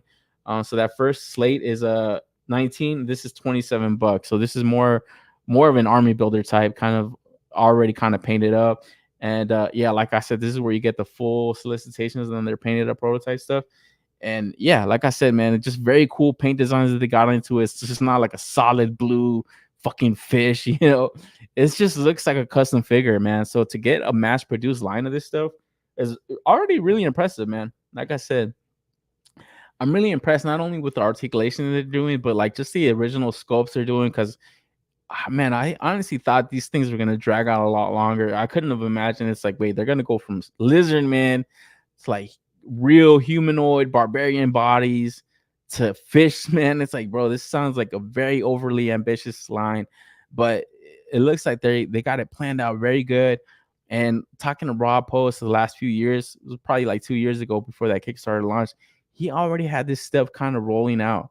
He already had stuff getting worked on. So your wait time isn't super gnarly like it would be with like, you know, just other types of lines, man. So very excited to continue to see this guy's stuff roll out. I haven't pre-ordered any of this stuff yet. But so far it looks like I might be in for this Paranoid Savage. I may get 2 of these guys. I'll probably pass up on the slaves because, like I said, that looks like a little bit more for a customizer. But then when it gets into these, like I guess like more, I guess upper rank characters, like this League Striker, this is one that I got to get a couple of for sure, though, man. I love the look on this thing. It just looks like a fucking. This looks like a savage ass like fish man, dude. Like, you know what I'm saying? So these definitely look like the more military style grunts. It just has like a shit ton of more attitude to it, like their head sculpts and stuff. It just looks hell of a lot more savage, you know. So definitely going in for 2 of these, and then potentially 2 of these right here. I might have to go on BBTS for these 2 because I could probably wait on these. But these ones right here, this League Striker, this is one that I got to get in my hands right away. Because yeah, getting the up close like images like of their paint and stuff, like I said, it just looks really killer. The detail that they're packing into it, man. And this is all Nikki Nicole Customs, bro. This is crazy. Like, she's very talented artist, man. So anytime she's like showing off her work and stuff, it's very exciting to see. Because then from this League Striker, we get into the Fathom Scout. And then this is one that I don't know, I'll probably potentially pass up on. Was not one of my more favorite ones, but it looks like this was one of the ones that they had earlier prototypes of, because here we got some amazing photography of them. And it looks pretty cool. I like the head sculpt on them. I just wish, I don't know, I wish like the color combo on this one was a little bit different, but it doesn't look bad, you know. And then the thing about these 2 is that they're not like super expensive. So like, man, yeah, if anybody ever wants to like dabble into like customizing, they're not like getting turned off completely, you know. So this one and the League Striker are $39 a pop. So like I said, they're more like, it looks like they're more upper rank like characters into this line and stuff, you know. And then just like their head sculpts, they just have a shit ton of like fucking craziness going on to them, like articulated jaw, it looks like they have. So that looks pretty dope, man, you know. And then we get into the Abyss Dreadnought, and then this is one that for sure I got to get another 2 of, especially like the inside of that fucking mouth, man. I've been seeing pictures of that on Nikki Nicole's like Instagram, and it just looks so fucking gnarly. Like I don't even know how you can do that, like how you can paint all that stuff up into a mass produced figure, you know. And then the armor on these guys, it just looks super fucking cool too. It just, I don't know, this is exactly how I would imagine these types of creatures to look like in real life. Like they would definitely have like armor like this and be painted up like this. It's just very cool stuff, man. So this one also is going to be $39. Yeah, so the Abyss Dreadnought, the Fathom Scout, and then the League Striker are 39, and then the Paranoid Savage is the only one at 27, and then the Slate would be $19. So kind of different kind of prices all around, a little something for everybody, you know. But like I said, I feel like these more upper rank, I keep saying upper rank, I feel like these are going to be the ones definitely lock in through their site, because I think these are going to get priced up a little bit more once they go on BBTS, man. So always the best way to get these figures is always going to be through them. You're obviously going to get them faster, and then save yourself a little bit of money too, you know. So then from there, after this, what's this guy's name? fucking Dreadnought. Yeah, this shit looks sick. This Abyss Dreadnought. Next up, we got the Abyss. No, the Harbinger of the Abyss. So it looks like final boss of the Fishman. Very fucking cool looking piece, man. I remember this is one that stood out to me when they were doing the Kickstarter. It was just like fucking shit. Like, look at this thing. Just a sculpt on this thing. It was honestly, like I said, it wasn't one that stood out to me, but it wasn't one that I had to get right away until we started to get to some of these amazing pictures, man. Because just kind of looking through it, it's just the fucking gnarliness of these like tentacles to be sticking out of a figure. It just kind of sets this fucking sculpt off. It's like super crazy, you know. It's just like has like this Cthulhu fucking vibe to it. It could fit in so many different kind of like fucking shelf displays, you know. I could even see like an Aquaman fighting this type of like character. It's just something that I don't know. It's just something that definitely people that are into this type of genre are going to be hot for, because it's not something that I've ever seen in an action figure lately or anytime recently, honestly. The one thing they probably could have done a little bit more services for probably would have been soft goods, you know. Maybe if they ever kind of start to incorporate that stuff into like releases like this, it's definitely more of an investment, but I think it would definitely set a figure like this off, you know. But then again, this is also for a customizer to kind of come across and maybe see what they can kind of do. Like I said, I just think the sculpt on these characters and like the paint job that they're kind of incorporating into this stuff is really worth the money, you know, already, you know. So what are your guys' thoughts on this wave 3 right here? Because like I said, so far I've been getting a little bit of each wave. And I always kind of regret not getting more. Like right away when I got the like my stuff shipped out for that Kickstarter, I was like, fuck, I should have got more of these lizard man. I fucked up. I'm glad that they had like an in-stock sale. I locked in a few more. Then when they did that wave 2 pre-order, I was like, all right, let me get a little bit more than I got from the Kickstarter. Waiting to see when that stuff hits in hand. I might regret not getting more.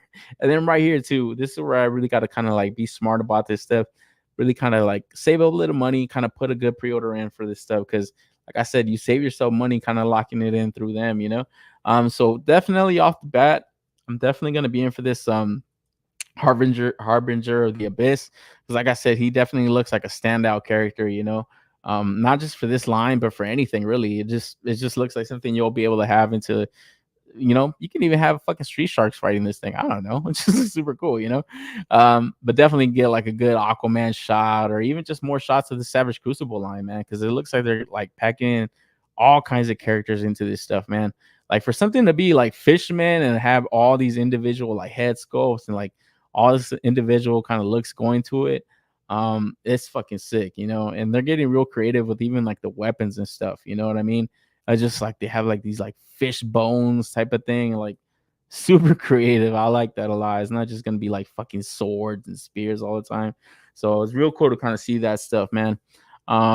But what are your guys' thoughts on there? Are you guys going relatively heavy on this wave, or is this one of your least favorites so far that they've put out? Because like I said, it looks like they've been pretty consistent, packing in enough cool stuff spread out into 3 waves so far. And like I said, it's real cool of them to kind of go to these like different parts of the countries, get different kind of like little following built up throughout. You know, they were at LA Comic Con, their heavy presence on the East Coast. They're always going to different kind of shows in Midwest and the South and stuff. They're giving people an opportunity to take a look at these figures in hand before they pre-order this stuff. It's not just, oh, all new Kickstarter. Trust us, guys. This figure line is going to be awesome. Like, no, they're actually giving people prototype images of the stuff. You know, this is how it feels. This is how it looks. So excited to see this to kind of continue, man.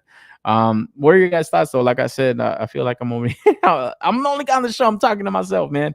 But this is some of the stuff that I'm excited for this week for sure. Is this Savage Crucible pre-order? And like I said, it's not one thing that I all the time like doing is just pre-ordering stuff and kind of waiting. You guys hear me say it all the time on here. I'm done with pre-orders. I'm not pre-ordering shit anymore. But when it comes to stuff like this, I'm happy to kind of put my money down and wait for the stuff to kind of come in stock, because I feel like they're kind of, it's going to a good place, you know, and they're continuing to put out cool shit. So not mad at it. Savage Crew is dope shit. Yeah, man. I gotta agree. Soft goods would definitely benefit this kind of figure, I think. Yeah, because it just has like that big long robe throughout his body.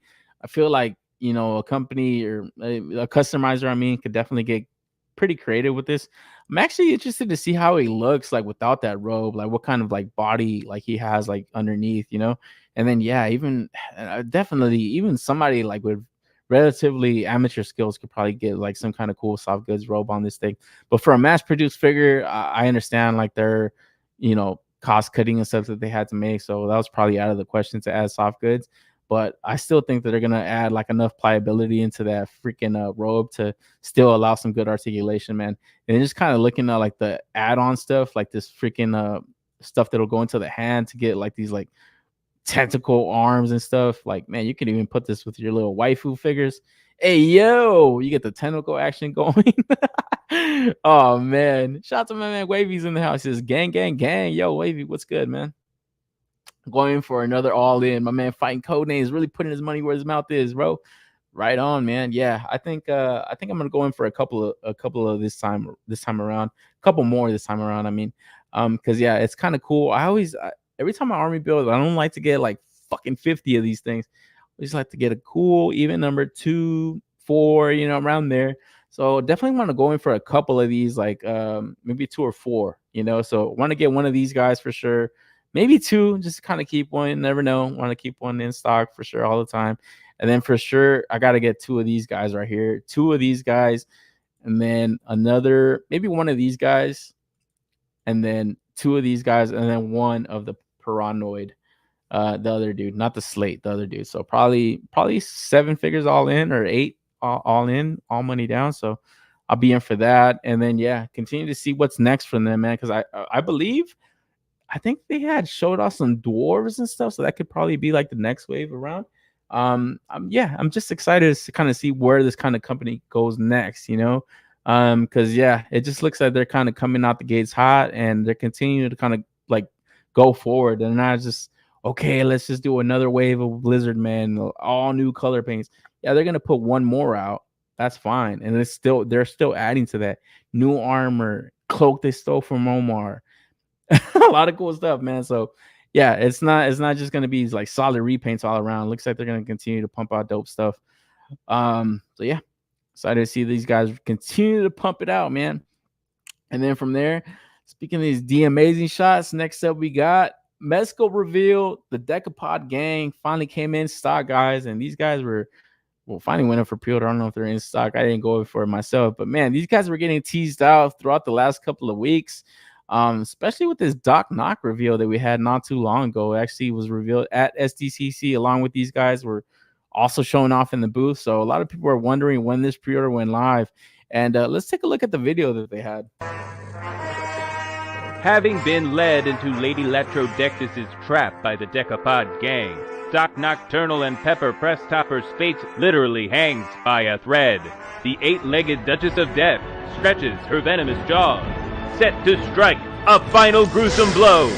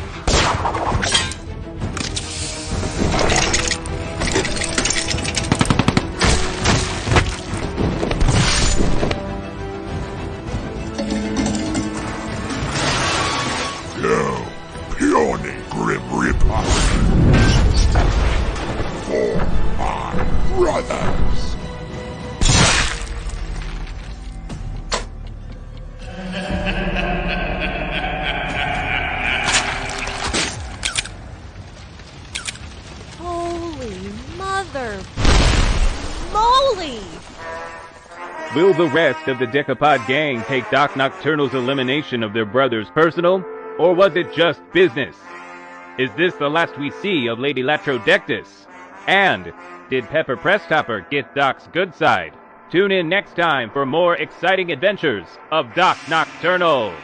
Brought to you by the Stinkle Coal Company, that rich, dark, and thick smoky emission says, it's working.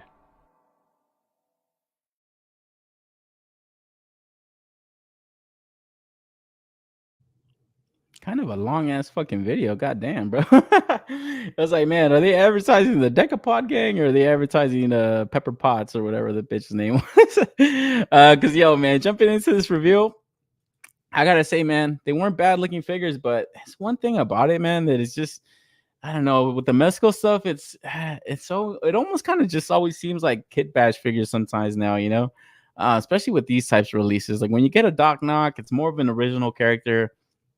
But when you get into some stuff like this, it kind of just reminds you of the Gomez. It's just you stick a Gomez head on it, you stick like a roach head or a crab shrimp head on there, set it off, creates a whole new character, whole new IP. So I don't know. Honestly, I didn't go in for these, but there was something about them that just kind of seemed a little bit too boring to me. It just had they been, dude, and we're gonna talk about it right now. There was this line back in 2004 called Gangsters Inc. It was Mezco Toys. And I always thought ever since they did the Vaporoni, ever since they've like continued to kind of show off like these more mafioso type characters, they're doing the Dick Tracy stuff. I said, man, that they're gonna bring this line back. They're gonna bring it back. They're gonna bring them into like the 112 collective line. Man, they still haven't done it. So now seeing these, I don't think they're gonna bring that back. I think they're gonna continue to kind of build out these more mafioso bodies, but just kind of giving them their like more modern day Mezco look to them, because going through the solicitations, they don't look like bad figures. Like I said, they don't look like bad figures, but I think the thing that people love the most is the suited bodies and the accessories. I think the one thing that kind of separates these from average just suited bodies are obviously the head. That's where all the personality is. You get like this fucking crab shrimp heads, these crustaceous fucking creature heads on there, and it just kind of I guess that's the personality of the character. I guess that's just the toyetic factor, like I was saying, it kind of sets it off. But to me, the one thing that I've kind of come across talking to people about this set is just, man, they just like the suited bodies. There was something about the heads they just didn't want. And then also coming off of the heels off of the Doc Knock, I said it last week. My stupid ass pre-order 2. I pre-ordered 2. That was an instant get. Had I maybe only got one, I think I still would have passed on this. I think I still would have passed. I think I would have said, you know what? I just like the bodies. I like the heads.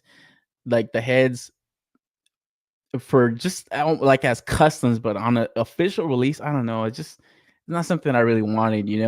But like I said, I always remember that Gangsters Inc. line, man. It was always something I remember seeing like at Tower Records. I would see this line and it was crazy because at the time I was always like kind of interested in like the Family Guy stuff.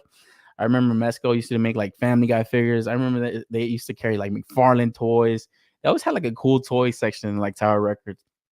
I would go there all the time after like middle school, high school and stuff. So I always felt like these guys were gonna bring it back. So seeing this set go up this week, I was like, yeah, that's it. That's never gonna happen because the Decapod gang, the Carbone brothers, it comes with a fair amount of cool stuff. I think the set was priced at $185, so it wasn't overly priced. That's about $90 a figure. But I don't know. I didn't really see too many people outside of like the Mezco hardcores going for it. But the one thing that I kind of kept hearing from people was just that they just wish they had, I don't know, it just wish they had access to these suited bodies because the suited bodies, I feel like they look fly, bro. They got like these cool pinstripes on them. They're different enough where you can definitely pop like different kind of heads on it. And you could still do that. Like nothing's stopping you from like popping up another head on there. But like I said, man, it was something about this Gangsters Inc. line that just kind of set it off differently to me that I feel like if they brought it back, these two figures would have been something that kind of resembled these characters, and it would have just set it off differently because something like this, it still has a toyetic factor. It still has that Mezco, that fucking history to it. And I feel like it's something that would have sold a lot better to them.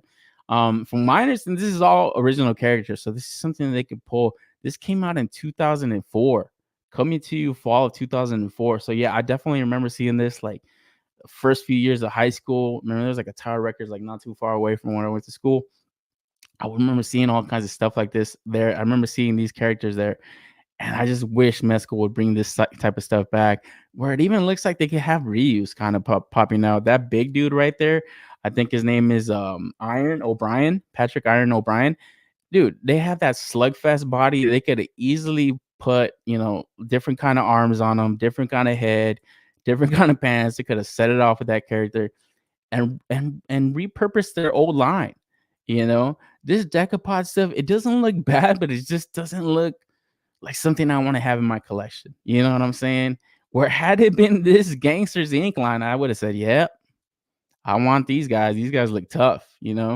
Where they still blend into a Rumble Society. I know they're just trying to continue to build that, like build their Rumble Society stuff out, but why can't Gangsters Inc. be in Rumble Society? Why can't these characters be repurposed into there? I feel like they would serve a purpose in there too.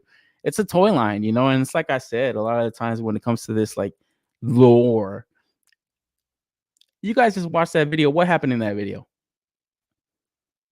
I don't know. I don't even give a fuck. You know what I'm saying? Like the Doc Knock is still dope as fuck. The people that bought these characters still think they're dope as fuck. That big crab dude that they showed off. Is anybody excited for that? Anybody going in for that guy when they show that off? I'm not. I'll tell you right now, I'm not. I would rather go in for these guys. And I already passed. This thing ended up waitlisting. Shout out to my man Cobra. I saw him comments in the Discord. I don't think these things sold out either. I think you're going to get a good opportunity on these, just like the Black Skulls, that 3-pack that they put out, just like the Black Skulls Death Brigade that they put out. You're definitely going to get a good opportunity on these because it doesn't look like much. It definitely just looks like suited bodies with these like cleverly like heads that they put on. The review that D Amazing did was pretty cool. He was kind of showing off like just a different kind of head sculpts. They kind of look the same, but they're very different.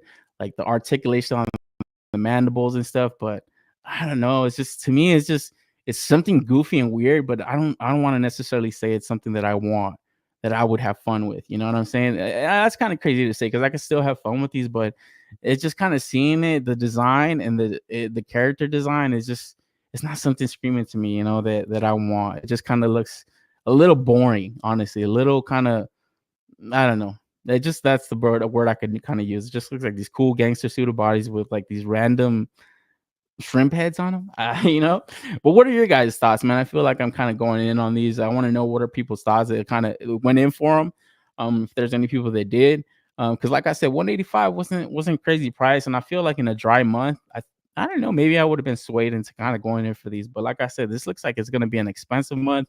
I mean, what month is it? Isn't really. But this was the one that I just kind of ended up passing up on, because like I said, it's just mostly the character design. It's just looks very boring. I even with the Dick Tracy stuff, that prune face, I've been seeing some killer shots, mafioso stuff.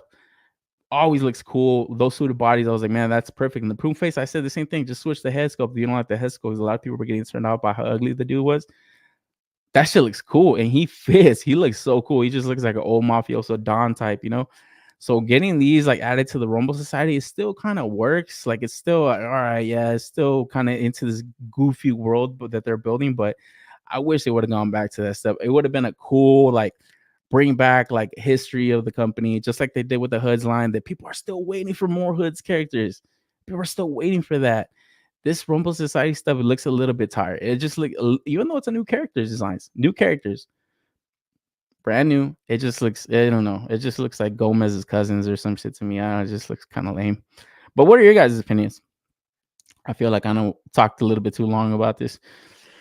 The Kickstarter comes with a 3D file of Abyss Throne. Hopefully he'll be able to sit in the throne with that cloth. Shout out to Dick's Face. Oh yeah, you're talking about that Savage Crucible. Yeah, you're right about that. I forgot about that, dude. You're fucking so right about that, man. Yeah, hopefully they figure that out. Because that would kind of suck. Back in the Kickstarter, dude talked about using wolves as mounts for something. So maybe he's gonna do some battle gnomes.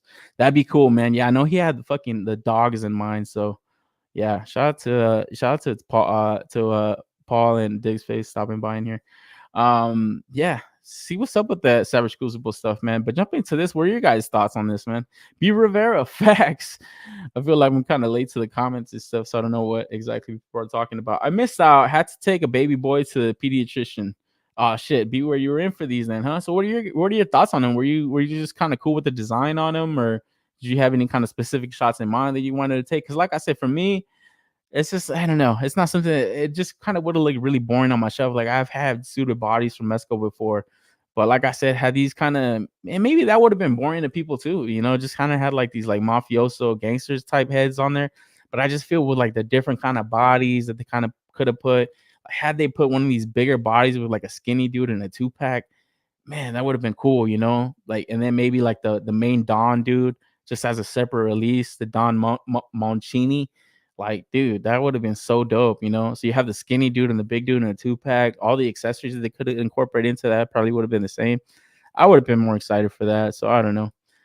Sea Monkey Mobsters, yeah, and that's what I'm saying. It's just like, yeah, I get it. That's like I guess the toyetic factor that they want to go to, but I don't know. To me, it's just I don't know. It needs a little bit more fun into it. I think that's what my thoughts are. I'm a chump, so you know I got these.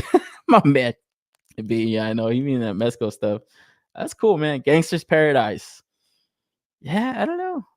Mezco needs to stop playing Gangsters Inc. It's hard as fuck. Yeah, dude. That's why I'm like, some of my old Mezco stuff is dope, man. Like I remember at the time too, they had like Hellboy. They did a lot of stuff, man, and like I don't know. Sometimes I feel like they need to continue to go back to like their roots and stuff, you know. So I don't know if this is a good move, but from what I heard, you know, people are like that. Like I said, in the Mezco groups, in the Mezco like comment sections and stuff, people are excited for it all the time. But for me, I was like, I don't know. So far, this RumbleCon is whatever. So far, you know. The style men had in the 30s and 40s with the suits was tight. Gentleman attire nowadays. Yeah. Yeah, I mean, you can wear a suit now. I work with some guy. He wears a fucking cowboy hat. And I'm like, shit.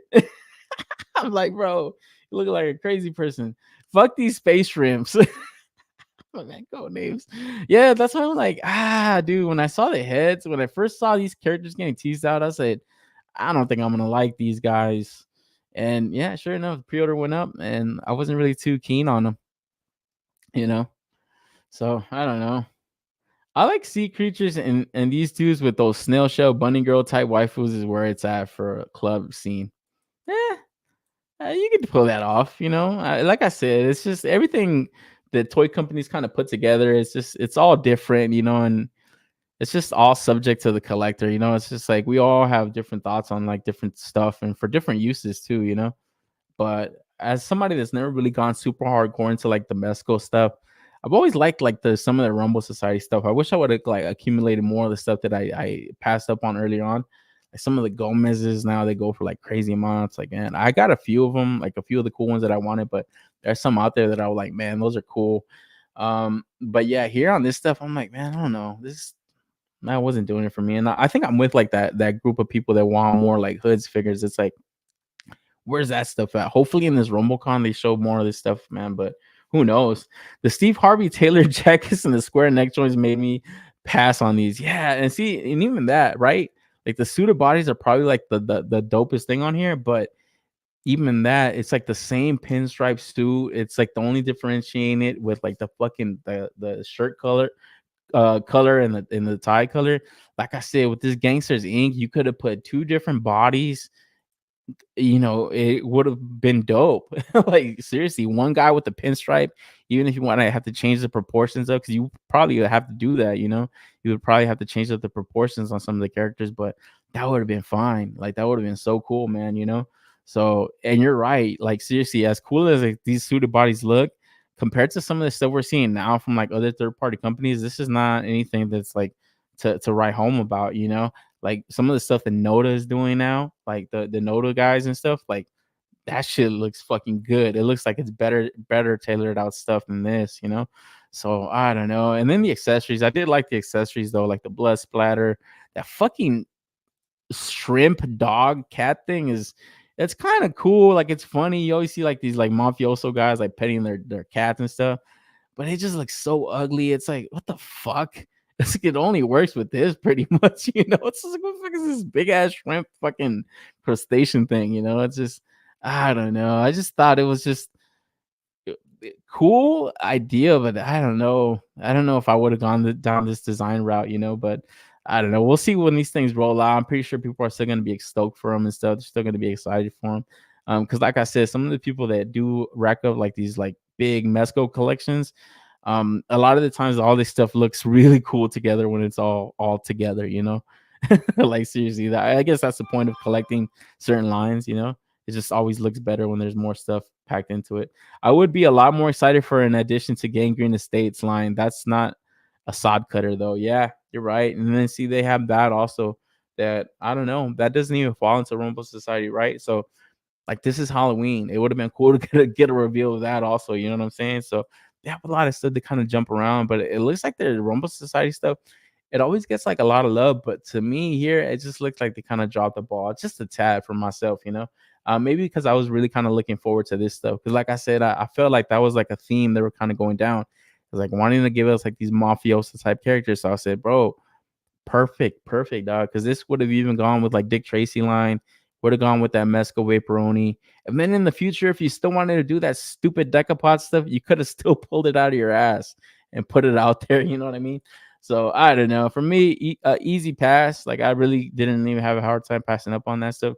But I am excited to kind of see them roll out and see what people's thoughts on them are, and see where they continue to go with that line. Because like I said, if they do that big crab, dude, that's a non-pre-order for me. That's an easy pass, And then, like I said, RumbleCon next week. So next Saturday and Sunday, it looks like really jam-packed with reveals. So excited to see what's up with that. And then the games, prizes, and reveals, man. So yeah, we're gonna see some pre-orders go up, man. So loosen those wallets, boys. Might get you for more stuff. Might get you for Gangsters Inc., man. One thing they won't get you for, though, is a Scarecrow. Don't worry, guys. These guys got you covered, man. Remad Custom 112 action figure line is making a Dark Knight Scarecrow. And I got to say, man, it's like I said, you see a suited body here. This one doesn't look that good. I don't know. Something about this just looks... Every time I see these third-party figures, they always just look like unfinished and just very cheap kid bash figures. They don't look bad, but they don't look great. I think some of the stuff that gets like really engineered really well a lot of times is the soft goods, and like I like the look of this like fucking crazy fucking jacket and shit, and even the mask too, it looks pretty cool. But I don't know, this is something that now that Mezco has a license to it, I'm excited to see what they can do with like the Dark Knight like trilogy villains and stuff. If they do a Scarecrow, they do a Heath Ledger Joker. Let's see if they can kind of do a better straight jacket than this, because this doesn't look terrible. It doesn't look good. That's all I could always say about like a lot of these third party companies. They don't look terrible, but they don't look that great, this guy actually looks like a guy that I know, and he goes by Plastic Crow. So it's kind of funny to see this guy's called Scarecrow, and he kind of looks like this dork. But yeah, outside of this is not when I'm gonna go pre-order, man. And I'm not sure if this is the same company that did that third-party Bane. But I know that one, when I first saw it, I didn't think too much of it. I thought it looked kind of cheap too, just like this. I didn't think it looked good. I didn't think it looked great. But then when I saw it in hand, I saw a fucking shout out to Isaac Wong. I think he was taking pictures of it in hand, like he always does with everything. It really it looked a hell of a lot better. It had a huge heft to it too, so it had a good size on them. Ended up selling out really fast, but I think they're doing the second run of that, if I remember correctly, from I think Toysy Metaverse.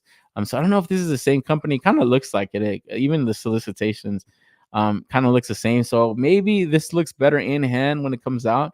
But right now, this is not one thing that I'm gonna run a pre-order. I think I am gonna actually give Mezco the benefit of the doubt that they're gonna put together some cool shit when it comes to these like Batman villains and stuff, man. So probably I'll just hold off there. But it would be a cool collection to have like these soft goods characters of that movie, like yeah, that would be pretty dope. But I don't think I'm gonna start here with this guy. Outside of that, anybody going in for this pre-order? I don't think I saw it up on. Oh yeah, I think it did go up on 5K yesterday. So I think that's where a lot of people are gonna run to. And if this is the same company as that Bane, then I think it does get pre-ordered pretty heavy, man. Because like I said, it doesn't look bad, but it doesn't look great. It actually kind of leads more to pretty good, because yeah, it doesn't. Yeah, like I said, it's a good effort on them, especially with the soft goods they're throwing in there. It's just his heads go. It just reminds you of that fucking dork. This is a cool effect too, where he's doing that fucking gas and shit. That's sick. That's pretty clever that they do that. That's dope. So yeah, we'll see this one roll out. Scarecrow arms look a tad long. Yeah. Yeah, the proportions look a little funny, huh? It doesn't, like I said, I don't know. It's something I always wonder about these fucking third party figures though, is like the buck that they have, like how cheap this shit's gonna be. Be weird. Throw a shrimp head on it on this suit and it's perfect. Yeah, my man Obi-Wan. Oh man. See, right? It's like, oh cool. Suited body, just throw a crab head on there, a fucking snake head or whatever. It's like, oh man. I don't know. It's kind of lazy. And like I said, especially after you see stuff like this, it's like, man, look at this, dude. They're really making like some cool anthropomorphic figures, you know? They're not just gonna throw fucking a suited body and throw a fucking lizard head on there. Even though that could be a character design, new character. Lizard boys, the lizard gang. Yeah, we'll just throw this head sculpt. Obi-Wan, bro, you're gonna make us all millionaires. We're gonna buy this custom. We're gonna buy this character. We're gonna throw the fucking head on this, and we're gonna call it the fucking Lizard Boys gang. Oh man. Oh shit. Even Beaver Bear's getting a cake. Yeah, I don't know. Let's see what's up with Mezco. I'm over here talking shit about them, and then I'm saying I'm gonna wait for a Dark Knight line from them. Man, I feel like I've been on this damn figure too long, and I ain't going in for it, man. Pass. Somebody that's doing DC correctly though is my man Todd McFarlane, man. And all new DC Multiverse Wave gold label going up for Walmart Collector Con this coming week. So we get all new chance at a Hal Jordan, and man, I gotta say this doesn't look that good, man. I don't know. Something about the head sculpt, like his nose and stuff, doesn't look that good, you know. And his hair too, it just looks, I don't know. It looks a little off to me. Doesn't look like Hal that I know. And then the suit, it's already been used before, so this is like the third time I think they're using it. It's just like all new paint, so there's like shiny paint and stuff. Real cheap effort from Todd. I think, you know, it's just like a new head, new paint, new figure. So I don't know. That's an easy pass. But then we move on to this fucking Action Comics Superman. And dude, this thing looks pretty cool, man. I think it was in his first wave that he put out the Action Comics, I think 1000 Superman. And that's been his best Superman this entire fucking time. Like, seriously, there's been other ones that come out. Got maybe sockets cape, maybe the proportions on the body look better here and there, but that first Superman that he put out was his best one, and now we're getting like a reissue on it. It's even better. So, like I said, it's kind of funny that you're going full circle. Now this latest Superman is probably going to be his best one. So now the S on the chest, it's kind of painted on. It's not like fucking raised up. That's the one thing I didn't like about that figure. And then you get a soft goods cape with the S printed on it, man. It's fucking perfect, man. It's just, this looks so good. I love the head sculpt on this fucking the soups. It just, like I said, man, something about McFarlane Toys, guys. They're no slouches, man. They don't fucking skimp out when it comes to skulls. But going back to that first design of the soups, it looks like it's a straight reissue, man. So you get single jointed elbows and these fucking huge ball joints at the ankles, man. It's just, what the fuck, man? Where I'm like looking at this, I'm like, nice, these don't have that. He kind of, like I said, he ends up tweaking stuff. So when you see him go back to stuff like this, it's just like, why, Todd? Why be a lazy motherfucker, bro? Like, seriously, dude. Like, those ball joints at the ankles just like horrendous, and it's like you're already kind of overlooking single jointed elbows. I'm gonna overlook it. I'm gonna try to lock this one up. I like how this looks with the S on the cape. Looks really fucking good. So I'm stupid. I'm an idiot. Call me crazy. You know, I'm gonna go in for that one. So that is popping up on Walmart. I believe it's showing up in stores now, but I think it's gonna go up for Walmart Collector Con next week. So hopefully everybody goes in for this Hal Jordan while I sneak past them and go in for the soups. Because I want to lock it up, guys. And then from there, they did show off some McFarlane Collector Edition figures. So next up, we got another Green Lantern. I think is Simon Baz. Not really a Green Lantern I'm too familiar with. I'm not even gonna front. I have seen him before, like his design and stuff, but I didn't know too much about him. So yeah, gonna be part of his McFarlane Collector Edition series. So these are gonna be priced up at $30 a pop, man. So I don't know if that's worth it, but according to the solicitation, this is gonna include 3 face plates, a power battery, and 3 constructs. So that's probably one of the constructs in his arm or in his hand right now. And then it looks like the design of these characters. So you're gonna have like these 3 face plates. It looks like that little part in the mask is just gonna pop off, so you get different kind of looks. Where I like that stuff. That looks pretty cool. So I don't know. Maybe I'll go in for this one just to see what's up with it, man. Because this is the only image we have so far. And then next up, he did show off a Mr. Terrific today, also, where doesn't look bad, doesn't look great, looks pretty plain, pretty standard, super reuse on it. It's just like that body. It's like, man, very little deco, but like I said, these head sculpts look fucking cool, man. They do fill out a nice DC shelf, also, you know. So I believe this one is also going to come with face plates, man. So it says includes removable jacket. Let's get a soft goods jacket on this guy. There you fucking go, bro. That's worth the price alone. Three face plates, T-spheres, and extra hand. It's like not extra hands, extra hand. He's got to hold his jacket, bro. So probably going in for this one, man. This one looks really fucking badass to me. And I want to see what's up with that jacket, man. You know, see how good it's tailored out. It's probably gonna be pretty cheap looking, but it's a good effort. I can't hate on him. He's got the tattoo on him and everything. So yeah. And like I said, the damn head sculpt is really setting it off for me. That looks pretty dope. And then next up, he showed off Grid from the Forever Evil series. So we got a fucking cyborg villain. Super reused on this one too. It just looks like that Build-A-Figure cyborg just reused up.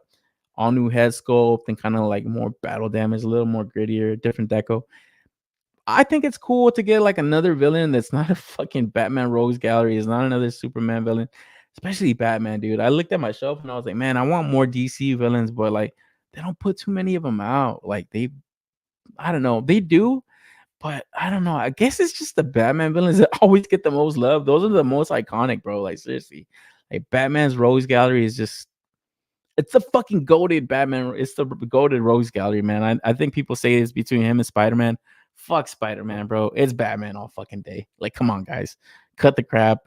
Don't go watch Joker 2. It's going to ruin it for you. But no, I feel like Batman always got the best villains. But I do want to get more like other DC villains, you know? Like, I don't even think he's put out anything for like Wonder Woman. I don't think he's put out anything for... There's like a few. There's a few Flash villains here and there sprinkled out, but I want to get like more DC stuff. You know, that are bad guys, not Batman though.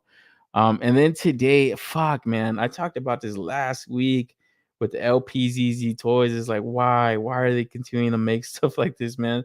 Because next up we got the BVS Dawn of Justice Batman armored suit. So you get a soft goods cape on this, but it's like fucking hell, man. Who it's funny because like as soon as they show this off, go to the comments. First comment I see, who asked for this? It's like, yeah, who asked for this shit, bro? Who the fuck is asking for this, bro? Please, like toy companies, please stop, man. Oh god, you're not gonna stop, man. Because next to we got the BVS Wonder Woman, where every time I talk shit, I always gotta say, all right, it's my girl Gal. I'll make an exception. Man, she always looks good. She's always gonna look good. And like I said, guys, this is peak Wonder Woman design. I don't care who James Gunn casts. I don't care how good she plays Wonder Woman. It's not gonna look better than Gal Gadot as a Wonder Woman. Even though that 1984 movie was fucking Wonder Woman 19. Oh man, that was the worst fucking movie of all time, bro. I always remember watching that shit Christmas Day. I was telling everybody, yes, watch this. Everybody looked at me. Are you fucking retarded? Why are you making us watch this shit? Never forget it, man.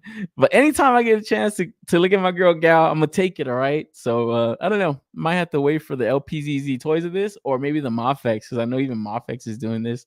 So I don't think Todd's gonna get me for this, even though the accessories look pretty cool. That shield looks nice.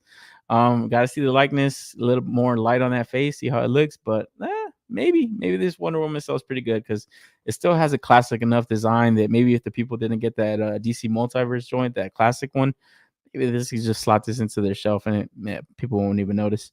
She looks that good. And then we get the Nightmare Batman. Where fuck, man, I was tripping. I was like, yeah, I was surprised actually that he hadn't done this. So for that alone, I think people were excited for it because it's another Batman, guys. But I don't know, man. What are your guys' thoughts on the stuff so far? Because we got more people jumping in. Judge Dreads just ran across your channel. I dig your taste in toys, so I subbed. Oh, right on, Judge Dreads. Appreciate it, man. Are you the Judge Dredd? Let's see what the chat's saying. Damn, I fucking missed shits in the comments. Simon Bass is looking good, but he needs his guns. This guy, he's got a constructs, guys. Maybe he makes constructs guns. Maybe he can slide that past people, man. You're right though, right? Doesn't he? Isn't he like a fucking isn't he like a Middle Eastern cat or some shit like that? From what I can remember correctly, I can't remember. What is he, like Iranian or some shit? Miss these comments, bro. I wish Todd would tell us why he hates Superman. Oh, man. I know, because you know what? He's making a Superman villain. Oh man, dude. I gotta be honest, guys. I've never watched this movie. I've never watched BVS. Never watched it. Dude, my older brother, he loves movies, bro. Loves movies. He told me he walked out of this movie. I was like, you would never walk out of a movie. You would never, dude. I was like, bro. I was like, bro, what the fuck? How bad was this movie? And when I heard about it, I was like, wait, that sounds like The Dark Knight. So what movie are they making? Wait, that sounds like The Death of Superman. So what movie are they making? And I couldn't believe what I heard. That I never went to go watch this. And then when I see this today, I was like, what? Yeah, they were right. This was everything jumped into one movie, done terribly. Like fuck, man. Where we look at this doomsday from that movie, and for the love of God, man, seriously, you guys tell me how good or how bad was this movie, and why the fuck are they making toys of this shit, man? Like seriously, this is just terrible. The almost a good Superman version. Are you talking about this that reissue, that 1000 comics? I think that's a good one, bro. Almost good though. You're right. It's just that McFarlane aesthetic that fucks it up. But man, I see. There's some people in it. My man Diggs thinks it looks like shit. My man Will Flow thinks it looks good. So I don't know. I think I'm gonna get it. I think I'm gonna get it. This fool with his single joints to 2024. Yeah, exactly. But what are you guys' thoughts on this fucking movie right here, man? Like, please stop making this shit. Please. Mr. Terrific looks terrific. Come on, Darth. At least Terrific has the tattoos. Yeah, that's what I said. There's certain things that he does good. And like I said, even with this one, it's super reuse on this body. It doesn't look like there's a lot of sculpt going on, but the stuff he needed to execute, he did it. He did it correctly. You know, that's something that the only thing that's going to piss me off, though, is the $29.99 price point. Like, that's the only thing that's going to really piss me off, because it's like, fucking hell, this is something to kind of fill out a more of a DC roster, you know, like more characters into your DC shelf. But it's like at $30. Like, come on, man. Maybe we could have just held off making the 13th or 14th fucking Batman. Not even 14th. It's got to be 24th, 34th. Dang, that grid looks pretty sweet. Yeah, the grid looks not bad. You know, I remember seeing the Cyborg and I thought he was just too large. But now getting like the bad guy, it's like, oh yeah, I think I like this better. It looks sick, you know, and good use of that body. Grid's head looks good. Love that head, right? Who doesn't love head? Ghost Tab make. Did I miss your comment, Ghost Tab? Why doesn't McFarlane make a smiling face Superman? Yeah, he made one, bro. Ghost Tab, go back, go look it up. He made one, classic Superman. You don't know which one I'm talking about. He looks like that Gangsters Inc. line. Man. Yeah, I don't know. I like this grid. So far, might be interested in the grid and the Mr. Terrific. I think he looks pretty cool. But this stuff, get it out of here. Get it the fuck out of here. Please, for the love of God. Please. I'm not my girl gal. She could stay. But all this other stuff, get the fuck out of here. Let BVS die already, Todd. Yeah, bro. 81% drop for week 2 for Joker 2. Oh man, dude, don't go watch that movie, guys. I fucked up and I went to go watch it. It was fucking terrible. Baz is Lebanese. Jeff Johns is also Lebanese, based off of himself. Ah, right on. Yeah, I remember he was something. So are you Chinese or Japanese? I'm Laotian. Who is that guy? I don't know. Man, I'm so fucking late in the comments. I'm already like fucking lost. Who's this guy? I don't know. I honestly don't fucking know. When they told me it was Doomsday, I said, fucking hell, what do they do, man? That motherfucker Snyder is just such a piece of shit, bro. Like, seriously. BVS is not terrible. It's just dumb. Great way to start the Justice League by doing the death of Superman. Yeah, fucking shit. Oh, my God. Yeah, that's why, dude, I've never gone back to watch it. Never. Never will. Never fucking will, man. I was like, nah. When I saw the Justice League movie, it was a Snyder cut. And I was like, hey, this isn't bad. This wasn't that bad. I was like, dude, you guys are probably just shit talking the other stuff pretty hardcore. And then I saw the Snyder cut, and then it had like a compare and contrast to the original Justice League. I was like, what the fuck? Like, just like the little jokes that they had and all this stuff. And I was like, man, this is terrible. This is no way they made this. There's no way they put this out. They're like, yeah, that's what they put out. I was like, fuck. What the fuck had they do? What did they do to DC, bro? Seriously, man. Seriously, what the fuck is Warner Brothers doing, man? So I don't know. It's like I said, I'm just kind of tripping out with like the release of these like companies putting this particular movie out in action figure form. I don't know. I don't know if it's the first time around or anything like that, but McFarlane is doing it, Mayfix is doing it, and as we saw at Wonder Festival last week, looks like that new company LPZZ Toys is also going to do it. So get your fill, guys, of this fucking awesome movie. And then from there, it looks like Todd also has his hand in the anime figures, man, because next up we got some Bleach characters. And man, I'm actually I wouldn't say I'm super interested in picking any of these up, but I have seen a couple reviews on them. I have seen people pick these up in hand. And I don't know, man. It to me, it's like I said when we first seen like the Ichigo and stuff. It feels like stuff for like a Funko Pop collector. Like if people that are like in the Funko Pop area and they see these, because these are kind of in that same area, and it's like, hey, they like anime, they like manga and stuff. Like they see this, they see these characters that they recognize, they'll buy these, because they don't look bad. Like they don't look bad. Like from what I've seen, it's like they look really good. Like in that vanilla pose, the head sculpts are pretty good. He's incorporating soft goods that, like, for the life of me, I don't know why Bandai didn't do that into their line. Obviously for cost reasons, but man, I felt like it's just that Rurouni Kenshin and the Bleach stuff is really lacking soft goods. Like, though, I don't know. I haven't been able to go in for that Rurouni Kenshin, that Kenshin figure. His like legs, it looks like a fucking transformer. Like it just looks like, what's going on, bro? Like just use a fabric cloth, like, and obviously the popularity of these characters, it's not a Dragon Ball Z, it's not a One Piece. Even One Piece, they didn't do soft goods. What am I saying? Please, Bandai, just some stuff, like, please, that needs it, like, make the decision to kind of go that route, So it is kind of crazy to see Todd do this, man. So first up we got Toshiro. I think this is the fourth release or the third release, and then also Ryu. I forgot. I don't even know how to pronounce this shit. I haven't watched fucking Bleach in a long time, and I haven't even watched this thousand year Blood War. But like I said, for the character representation, I don't know. My man Liquid said, Omar, didn't you get the Buzz mod for Kenshin? Dude, I haven't been able to get it. I know if you pre-ordered it through their site, they had already released, man. But dude, I actually last week I was actually tracking that shit down, and I was not able to find a pre-order for that. I think it has like BBTS scheduled for next year for some crazy reason, but I haven't been able to track that one down. But I remember I was kind of waiting to see compare and contrast with the Figuarts. I just can't do the Figuarts, bro. It's just that the legs, just can't do it. I was like, man, because if I want a Kenshin figure and the Figuarts is pretty available, I was like, let me look at it. I said, I just can't do it, bro.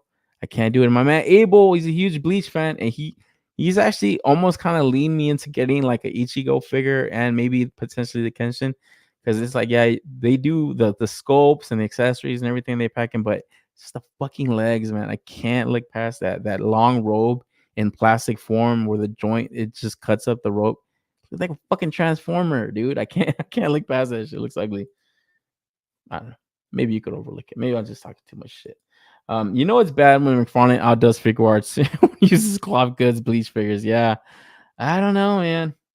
One thing Todd got right is that he incorporated soft goods. Yeah, the one thing he got right, you're right, because the articulation on these things is like I said, this is gonna be fucking moving like shit. I saw a toy shelf review. I forgot what was the name of the character, but he reviewed one of the figures, and yeah, he was kind of shit talking it pretty hardcore. But like I said, for the shelf representation, not bad, not totally bad. Throw a shrimp head on that Batman figure, and it would be perfect. Man, Obi-Wan, throw a shrimp head on every fucking release now. Fuck it, calling it a day. That's money. DC was putting out one decent movie every 4 terrible ones. Oh fuck. Is that what was going on? And when people want to talk shit about the stuff like the Schumacher stuff, fuck you. You know what I'm saying? I want to defend Snyder. It's like, nah, dude. No fucking way. No fucking way. I always said when Todd starts soft goods cape, I'd start buying them. And I have. Hey, a man of his word. I'm a man of my word. That Joker shit. Ryu. Todd did the villains for the 1,000-Year Blood War before Bandai did. Todd's cooking, bro. Bleach is so slept on. Watch the anime, Omar. You'll be convinced. Fucking hell, man. Like fucking hell. I do, seriously. Sometimes I'm like, man, how was I able to watch so much stuff as a kid? You know why? My attention span got smaller, bro. It's like, fuck, I can't fucking sit and watch too much of this stuff, dude. Because sometimes I'm like, I'll watch a little bit whenever I have like free time in my day. I'm like, all right, let me watch some stuff. You know what I actually been tracking back and watching? 2012 TMNT. Shout out to Ghost Tab. He actually kind of was telling me one time, keep watching it, it'll get good. It's just good background stuff, you know. With anime, it's like, man, I hate just leaving it on the background. I have to like pay attention. But with shit like that, like 2012 TMNT, I just recently watched Justice League. It's like I watched some of that stuff growing up. I didn't have to pay attention too much. I could just have that shit on the background while I'm doing shit in my house or whatever. Fucking 2012 TMNT is fucking goated, bro. You're right. That's the superior TMNT. Better than 2003. It's true, guys. The fucking rumors are true, man. But yo, I definitely gotta watch Bleach. Like I said, I was watching My Hero Academia. Got off of it. I was like, oh, says, are you still watching this? No, I'm not. Let me see what else is on. And then I started watching TMNT, man. So yeah, I gotta jump back on the fucking anime stuff because there's a bunch of stuff. I finished Jujutsu Kaisen season 1. I got through that. Haven't jumped into season 2. Then I started watching My Hero. I'm like, fuck, there's so much shit out there that it's like hard to keep track. Like, how do people watch all of this stuff all the time, man?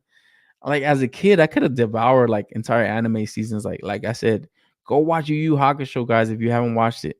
Rurouni Kenshin, those were fucking the stuff that I grew up with. Obviously, Dragon Ball Z, who doesn't watch that stuff.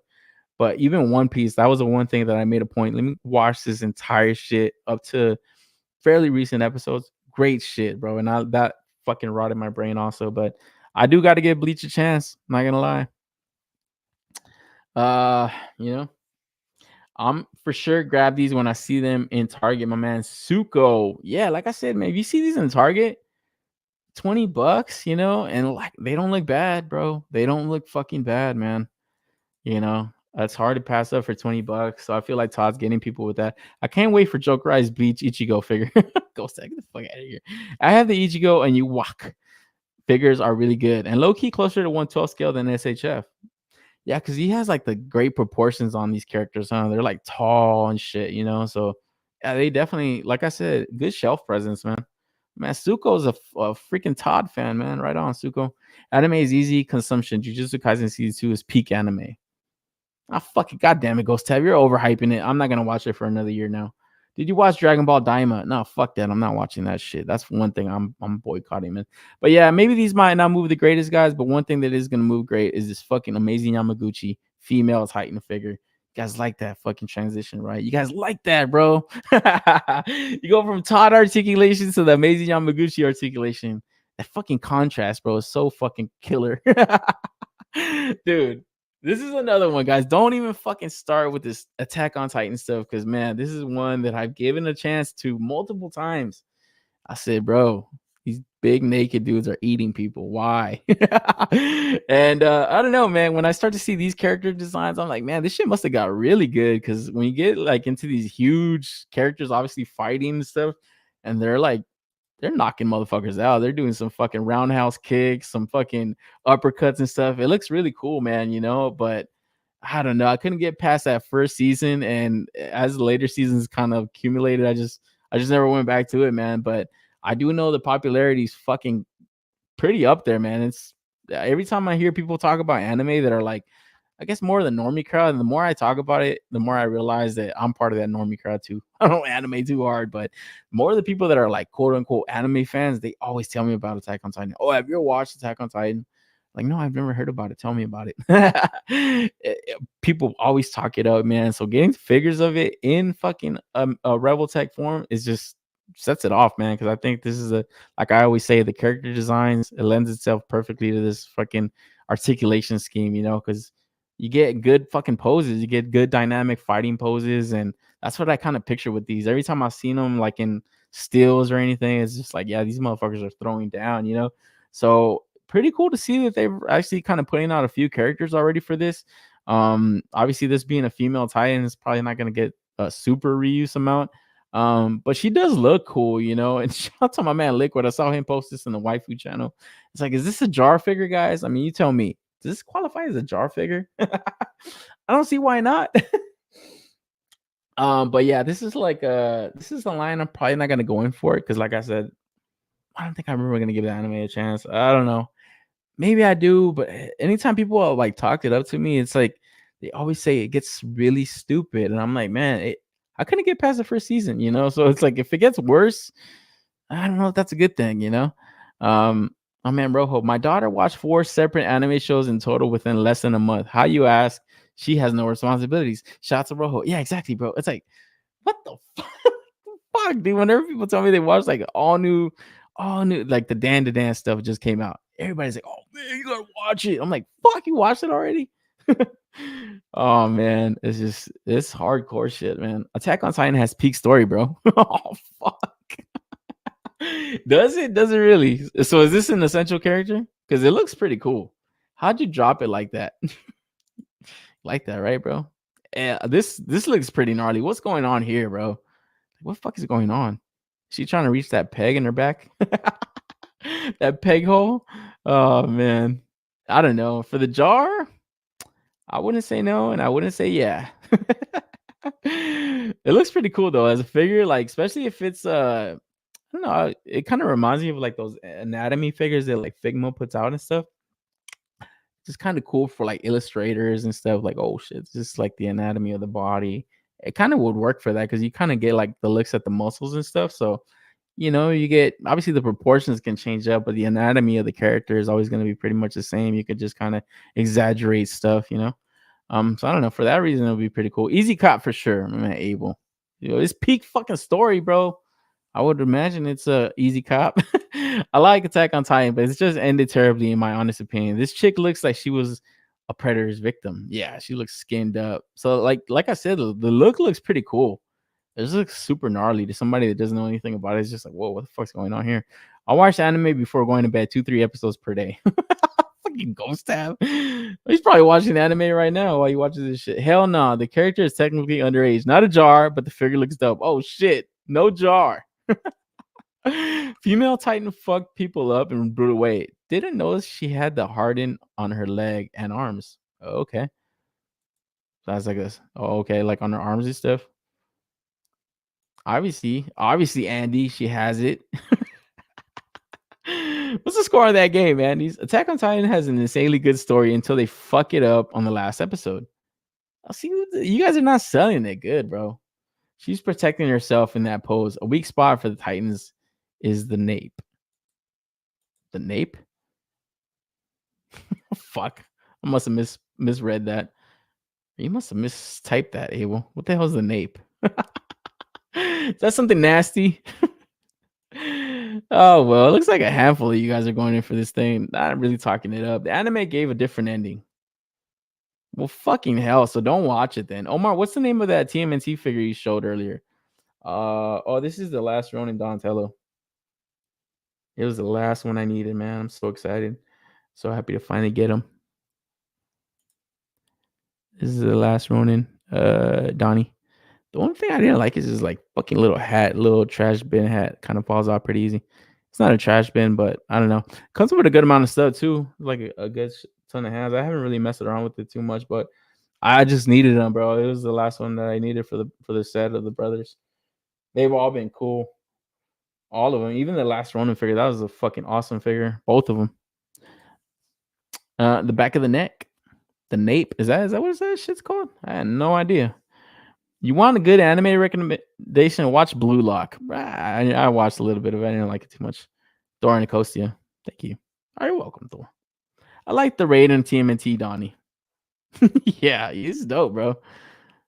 Looks like pie tin hat. Yeah. It's like a pie tin hat. Somebody just slapped a pie on his head. One Piece is 8-month break. Is on an 8-month break.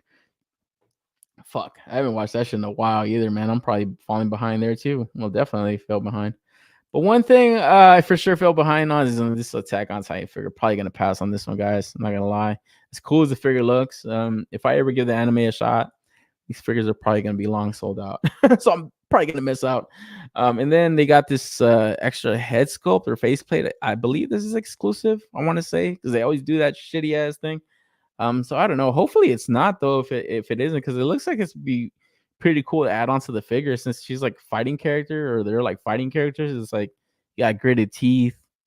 Looks pretty cool, man. And then the little SH figure art sees we got this Todoroki, Shoto Todoroki, finally get full revealed. So yeah, this is probably gonna be a hot pre-order for a lot of people too, man. Like I said, dipped into a little bit of the My Hero stuff. All right, kind of sold me the first few episodes. I haven't gone back though. I do need to go back because, like I said, it was good enough to continue to watch. I actually kind of had to change my mind on that and backtrack a bit because I remember saying this is stupid. I'm not gonna like it. But yeah, it was actually pretty cool, and just kind of learning more about the different kind of characters. Apparently, this is definitely a fan favorite, so I think this one's gonna get pre-ordered pretty heavy. And then yeah, like I said, it's pretty cool that Bandai's kind of giving you the later looks, and then obviously Figma and Amazing Yamaguchi give you different. So I know it's a little bit something for everybody. But I feel like Bandai, dude, it's just very hard to kind of keep up with this company if you're another toy maker. It's just these guys are gonna fucking outproduce you, So it's always kind of cool to kind of see companies put different spins on stuff. Obviously the Rebel Tech stuff articulates completely different, so you get more dynamic posing. And then getting creative with like the effect stuff that like Figma does. I feel like they put together cool accessories when it comes to their like DX releases. Yo, give the stream a like. Yo, be weird. Thanks, man. And hit the bell for notifications. But yo, keeping it from this fire and ice users to my man Mega Man Rockman Firestorm edition.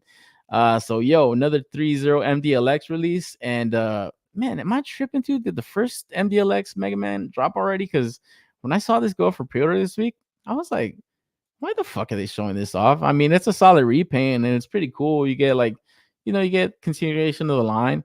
But this, I don't know. I feel like this is like unnecessary right now. I really want to see what's up with that first release Mega Man, because along with that one, they did show off the Mega Man X that we talked about not too long ago. They got Zero planned out for that line. But I want to see what's up with this just regular Rockman figure for the MDLX line. I believe it's only like 35, $50 around there. So it's like 40, 50. So yeah, I want to see what's up with it because it looks pretty cool. I did like the Jada Toy stuff. I did like the Jada Toys Mega Man. I thought it was really cool for $20, but maybe a little bit more sized up, a little bit more of a premium feel, a little bit more articulation packed into it. I want to see what's up with it. So seeing like another pre-order to like just a solid repaint, and it's like another power set for him. I don't know. It's a little bit unnecessary for me. And even if I do fall in love with that first Mega Man, I don't think I'll be in for something like this. It's just, I don't know. When I see this stuff, it's like I said, the company's got to repaint the figures. They got to continue to make money off of the same mold and stuff. It's the name of the game when it comes to toys and everything. We all know that. But for me, these are just easy passes. As cool as he looks, it's just to me, it's just I wouldn't know what the fuck to do with this shit outside of just putting it next to my regular Mega Man. We'll make it look kind of crazy. We have two different Mega Man colors on the same shelf. I don't know. I can do without it. Unless they start doing all the other power sets, then that would look kind of cool. But then that would be an expensive line for all just the same figure. Easy pass. The Fire Mega Man blue eyeliners make him look like he's hooked on some good stuff. Yeah, that's true, right? I don't know. When I saw this, I was like, yeah, it's cool because it's a fucking Mega Man. But to me, it's just pause on this shit for a bit. Maybe make this as an exclusive somewhere, like at some con or something, and then that could lock people in that way, it's just the exclusivity factor to it. But I don't think a lot of people are gonna run to pre-order this shit. At least I'm not, And then I actually wanted to touch on this thing, right? As I was talking about the Amazing Yamaguchi stuff, I actually forgot to bring this up, but looks like Patrick Chu, I think that's his name on Instagram. Looks like he has this Daredevil freaking Amazing Yamaguchi-esque custom. So it looks like he's putting this up for pre-order, and I don't know too much about like the quality on like his custom stuff. I mean, it looks killer, but I just don't know like the quality on the plastic on all this stuff, man. Because up for pre-order is this Kyoto style Daredevil. and you can order from his site. That's Patrick Shu 1986 on Instagram. This shit fucking looks cool, man. To the point where I have to wonder, is Rebel Tech ever gonna fucking release a Daredevil, and why haven't they already, man? Because this shit looks fucking awesome. Like the proportions on this shit look sick. I haven't picked up that Mafex. I don't think I am. I'm not even 100% sure if I am.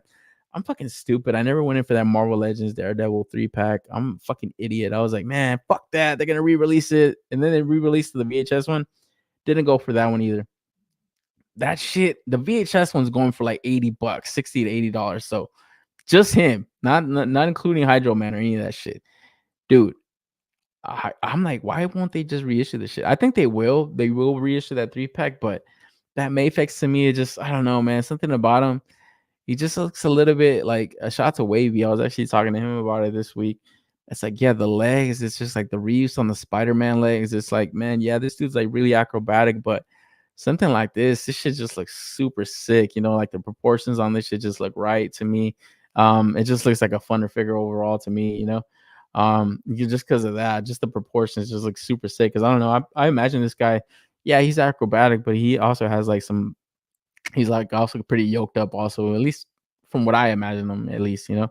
I've actually also seen this custom on Instagram. I didn't get the images here, but they did like a torso swap. They put the 3-pack Daredevil torso upper body on top of a Red Ninja Classified Series legs, and then they put the the Ultimate Captain America commando or combat boots on that shit, and this shit looks sick, bro. It's like, whoa, damn, that looks dope because it has like more heft to his lower body, and then it has like obviously like the torso, his upper body torso is just a regular Daredevil Marvel Legend. I'm like, yeah, that custom, that fucking kit bash looks freaking awesome. So I was actually kind of thinking about doing that because I was like, man, I got a bunch of these Red Ninjas. I ain't doing shit with them. I could pop one off, but then I don't have the upper body to the Daredevil, which is what I would fucking need. And if I did have it, I probably wouldn't need a custom. So I don't know. So this looks pretty cool, man. I think the prices on his customs are pretty expensive though. But it's actually interesting because I remember he had like a custom for like a Chun-Li figure, and then all of a sudden you saw like a third-party Chun-Li company pop up on 5K Toys. So I don't know if there's something like that would happen here, but I think $180 he's asking for. So very small production run, but it looks very fucking cool, man. Anybody going for this thing, I hate to ask, for $120. This is the other reason I don't order the shrimps. I ordered this Daredevil, so expect Amazing Yamaguchi to release one soon. Oh, fuck, dude. See, that's awesome, bro. Because this shit looks fucking sick. I was like, man, $180. I was like, I can't do it. But, dude, it looks so sick. I'm like, this is the best looking Daredevil that I've seen, like a 112. Like, seriously, this is the best one I've seen. Mezco, Marvel Legends looks cool. So he looks like a fucking Marvel Legends. The Mafex, to me, the proportions are completely off. Like his head looks too small. He looks super lanky and tall. I'm like, I don't know. It looks accurate, comic accurate here and there, but like I want something like this. This shit just looks so much more badass, man. So this is a dope ass pre-order, Diggs. I think you're gonna have fucking shit ton of fun with this shit. Maybe. I don't know. I'd rather wait for an official. Man, see, that would be, you're looking at an official release. It's like, man, how long of a wait would that be, you know? And maybe never, maybe you never get it. So that would be a forever wait, man. I've already I think you want to say I already pre-ordered Mafex Daredevil. It looks good enough to me. You also save some money ordering from HLJ. Yeah, right on. Like I said, it doesn't look bad, but it's like, man, honestly, like I said, I'm a fucking idiot for not getting the Marvel Legends. I should have just got that. You know, it was like $80. I think it's just like not a fucking buy one, just a Daredevil. I think it's like over $100. It was like, I'm not doing that shit. Fuck no. I'd rather get the Mafex if that's the case, you know. I want it, but I'm gonna pass regretfully. Yeah, same, bro. I'm like, man, you know what? She just looks so fucking sick, man. And just to see it painted up, I'm pretty sure it's gonna be that much better, you know. Obviously, this Daredevil is cool, but that price tag, ouch. Yeah, man. But honestly, like I said, it's the best looking Daredevil I've ever seen. That's hands down, like easily hands down. So I don't know. Anybody else going for it though? The Mafex one is better than I thought. I'm cool with it for now. Okay, maybe I just have to bite the bullet and just get that one settled, bro. I'm not gonna lie, because it doesn't look bad. Fuck, this is dope. I need to get the Mafex. I slept on the pre-order. Yeah, Yeah, the Mayfix is hitting right now, but see, it's getting pretty good reviews, so maybe I just do have to get it. I'll admit the Mayfix Daredevil looks too basic. They just repainted the Mayfix Spider-Man. Yeah, I mean that's what I saw. I just like I don't know. I like Daredevil is like that. He is like that proportion is not wrong. But when I see something like this, I'm like, man, this is what I want. And like I said, dude, I gotta find that custom. But like, just imagine that it's the 3-pack Daredevil torso, and then the fucking ninja bottom half, like his bottom half. I think they just have like the pants. I think they took off like the thing around his waist, and then they have the combat boots. Oh man, it just looks so fucking good, dude. Like, man, I was like, please, fucking put that little recipe in the caption and stuff. I had to translate because it was like some fucking overseas cat. And then yeah, he kind of put it on there. I was like, man, that doesn't sound too hard actually. I have all of those figures except for the fucking Daredevil, which like I said is the one that I would fucking need. It's like I just get the old torso, you know. It's got pins and shit. I don't want that shit. I want something new. So I don't know. KJ's like laughing at days. Yeah, if they do come out with a official release, I still think this one's cool. And I think even the head sculpts on this one looks really fucking good. So I think it'll still be hot. But then jumping back over to this, this is a not so hot to me, man. And then kind of almost round out the show, we got this Hano Studios 1/6 Wolverine Unmasked edition, man, where dude, to me, it's getting kind of a little bit annoying with this Hano stuff because it's like entry level price points. It's like, all right, cool. They put out the Wolverine, they put out the brown suit, and it's like, all right, yeah, these guys are obviously gonna reuse stuff. Gonna get a lot of reuse out there. They couldn't have charged $40 more on that first Wolverine for this head. Like, seriously, I was like, fuck, man. And I say this, dude. There's on BBTS, there's probably like 6 or 7 total Hano Studios total, not figures, not like individual characters, like total. That they're all selling out, dude. I think the Magneto one only has like 3 available. Even this one is selling out already pretty soon. Like I think there's only like 4 or 5 available. All of their stuff looks like it's selling out, man. This one was actually surprisingly priced up more than that first Tiger Stripe Wolverine, where when I first saw that, I said for $180, I said, hey, that's not bad. You know, it was like 170, 180. I said, that's not bad. You get a 1/6 figure. Now you're starting to see them up price their stuff a little bit more. I think the Iron Man came out to about 220. That one probably has the most available on BBTS, but everything else selling out. The brown suit sold out. The Tiger Stripe pre-order sold out. I'm still waiting for BBTS to actually charge mine so I can get it in hand. But getting to see this unmasked version is kind of annoying because it's like, bro, it's the same figure. I think it's missing some of the effect pieces and stuff on the claws. But this head sculpt looks really fucking cool, man. It's a really good looking Logan. Where just like I said, man, had they just charged $40 more, you couldn't have thrown this into that first release. It's kind of annoying, you know. But I don't know. Like I said, I'm still waiting for that first one. Would I have wanted this head sculpt? Yeah. If I had the option to choose between these 2 releases, I think I'm still happy with the one I have.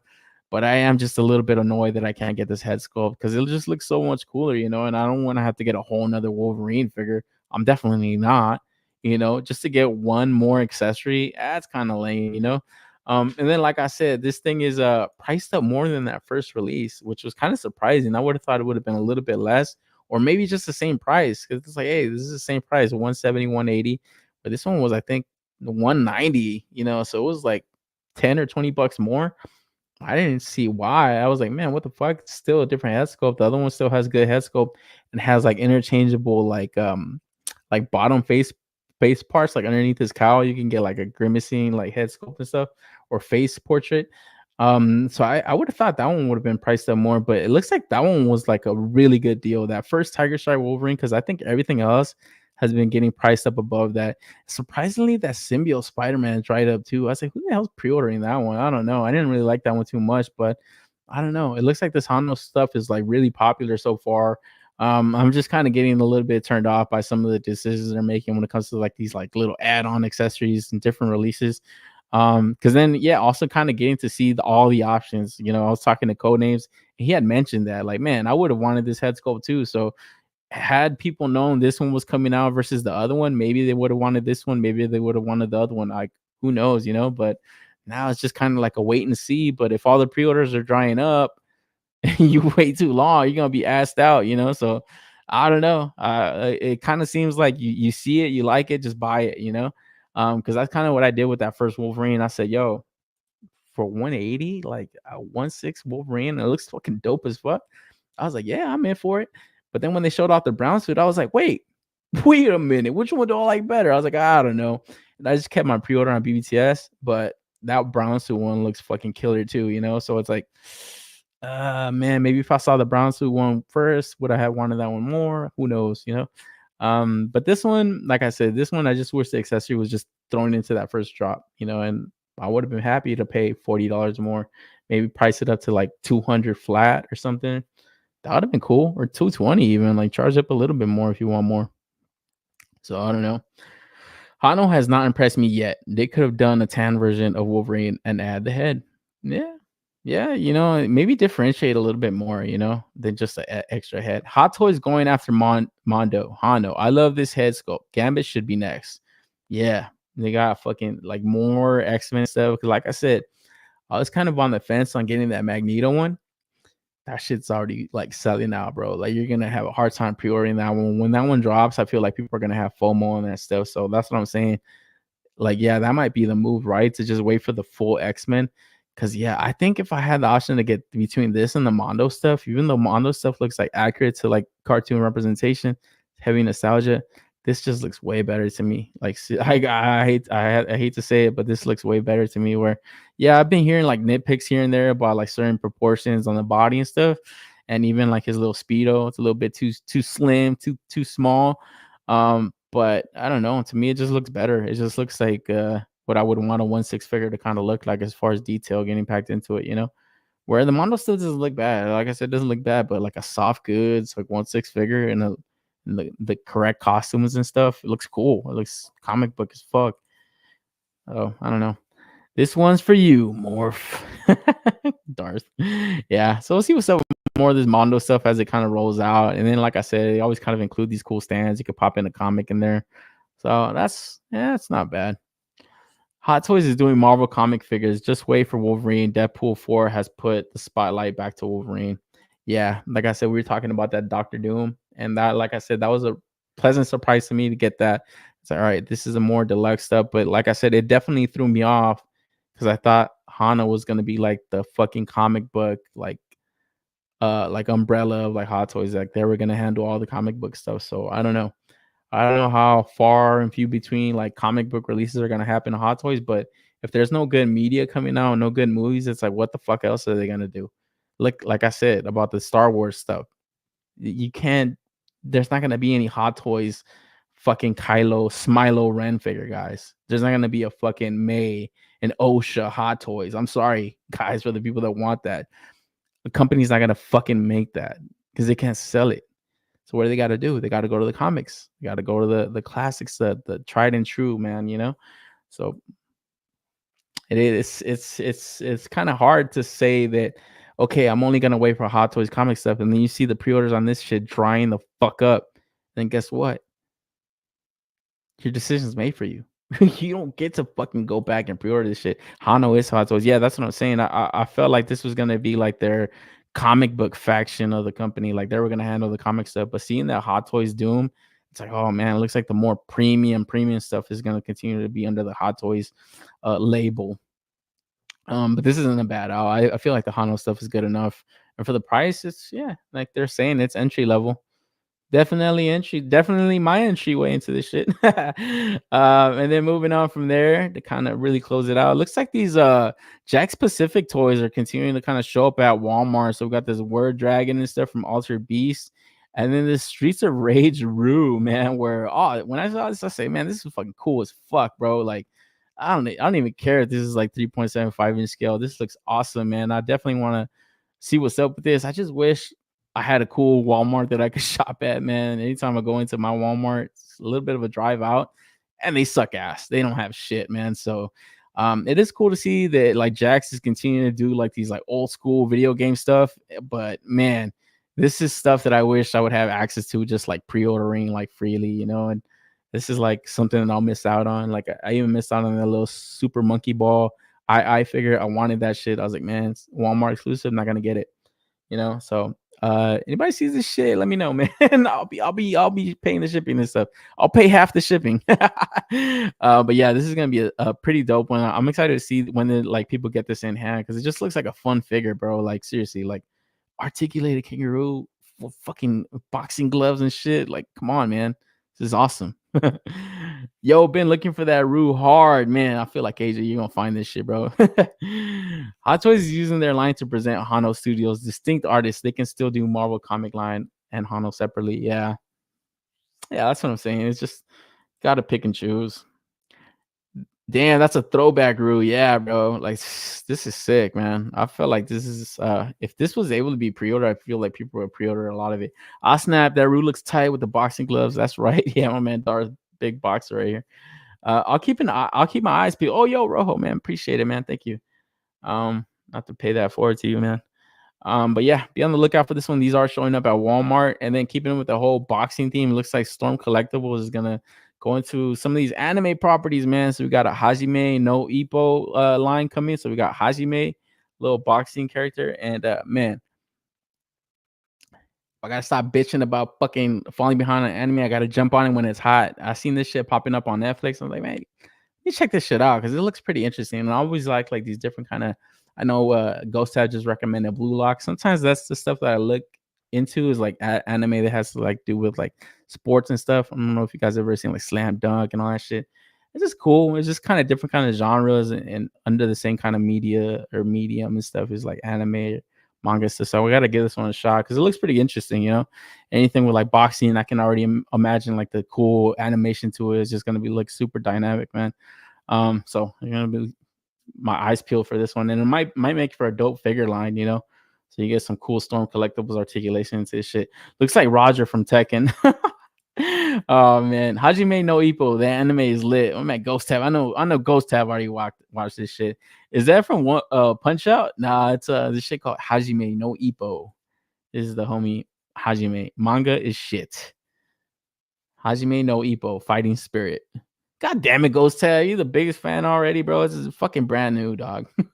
I hope it's 112 Storm Collectibles. Might be moving in the right direction with that line. Yeah, bro. And that, see, I don't think it is. I don't think it's that Storm Arena line where it's like, guys, stop making this shit.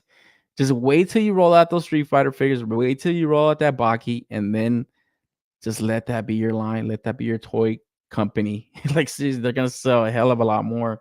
Where if they make this in the regular Storm collectible size and then they make it in the Storm Arena size, it's like you pieces of shit. And that sucks because it's like I almost don't want to pre-order anything from them. I don't think I am outside of that Storm Arena stuff because it's just more 6-inch line, more 6-inch base. You know, it's gonna look better. You know what I mean? It's gonna probably move better and be priced better. I think they're saying they're gonna be priced at around $40-$50 price points. That's crazy, you know, versus something that'll be $90 and you might not be completely happy with. I don't know. So it might be pretty cool to kind of wait and see what's up with like their whole direction of the company. But just them continuing to get cool licenses, hey, that's not bad for them, you know. So yo, let me know if you guys are in for this shit right here because it might be pretty cool figure. Just you know, yeah, the anime is pretty sweet, especially the movie. All right, on, I'll check it out then. I always say I gotta check it out, but I never fucking do, man. Nah, but this one I don't want to fall behind on. But yeah, man, plenty of cool stuff coming out.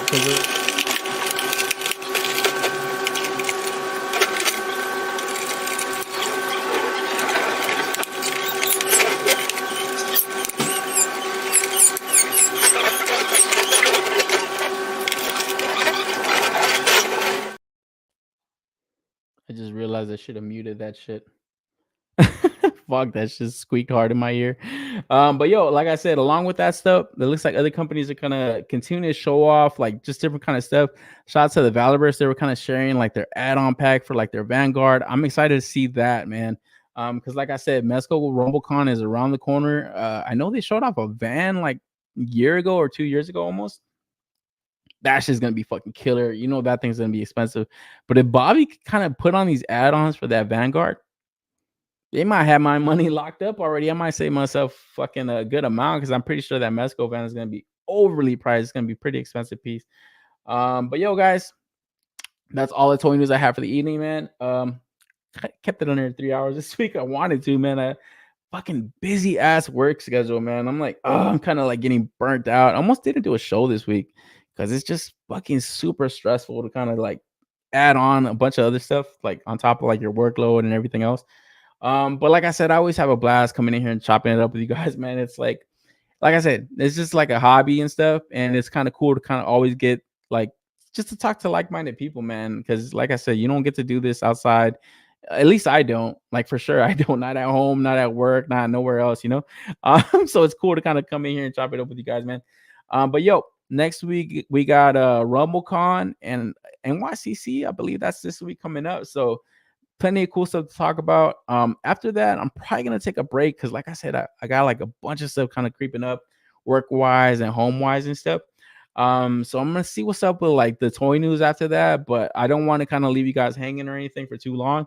So we'll see what's up. I'll take a week by week basis, man. But yo, as always, guys, man, thank you guys for joining me every week or whenever you guys get a chance to. If you guys check the replay or anything like that, really appreciate it, man. So thank you guys, man, and I'll catch you guys on the next one, man. You guys take care of yourselves. Peace out.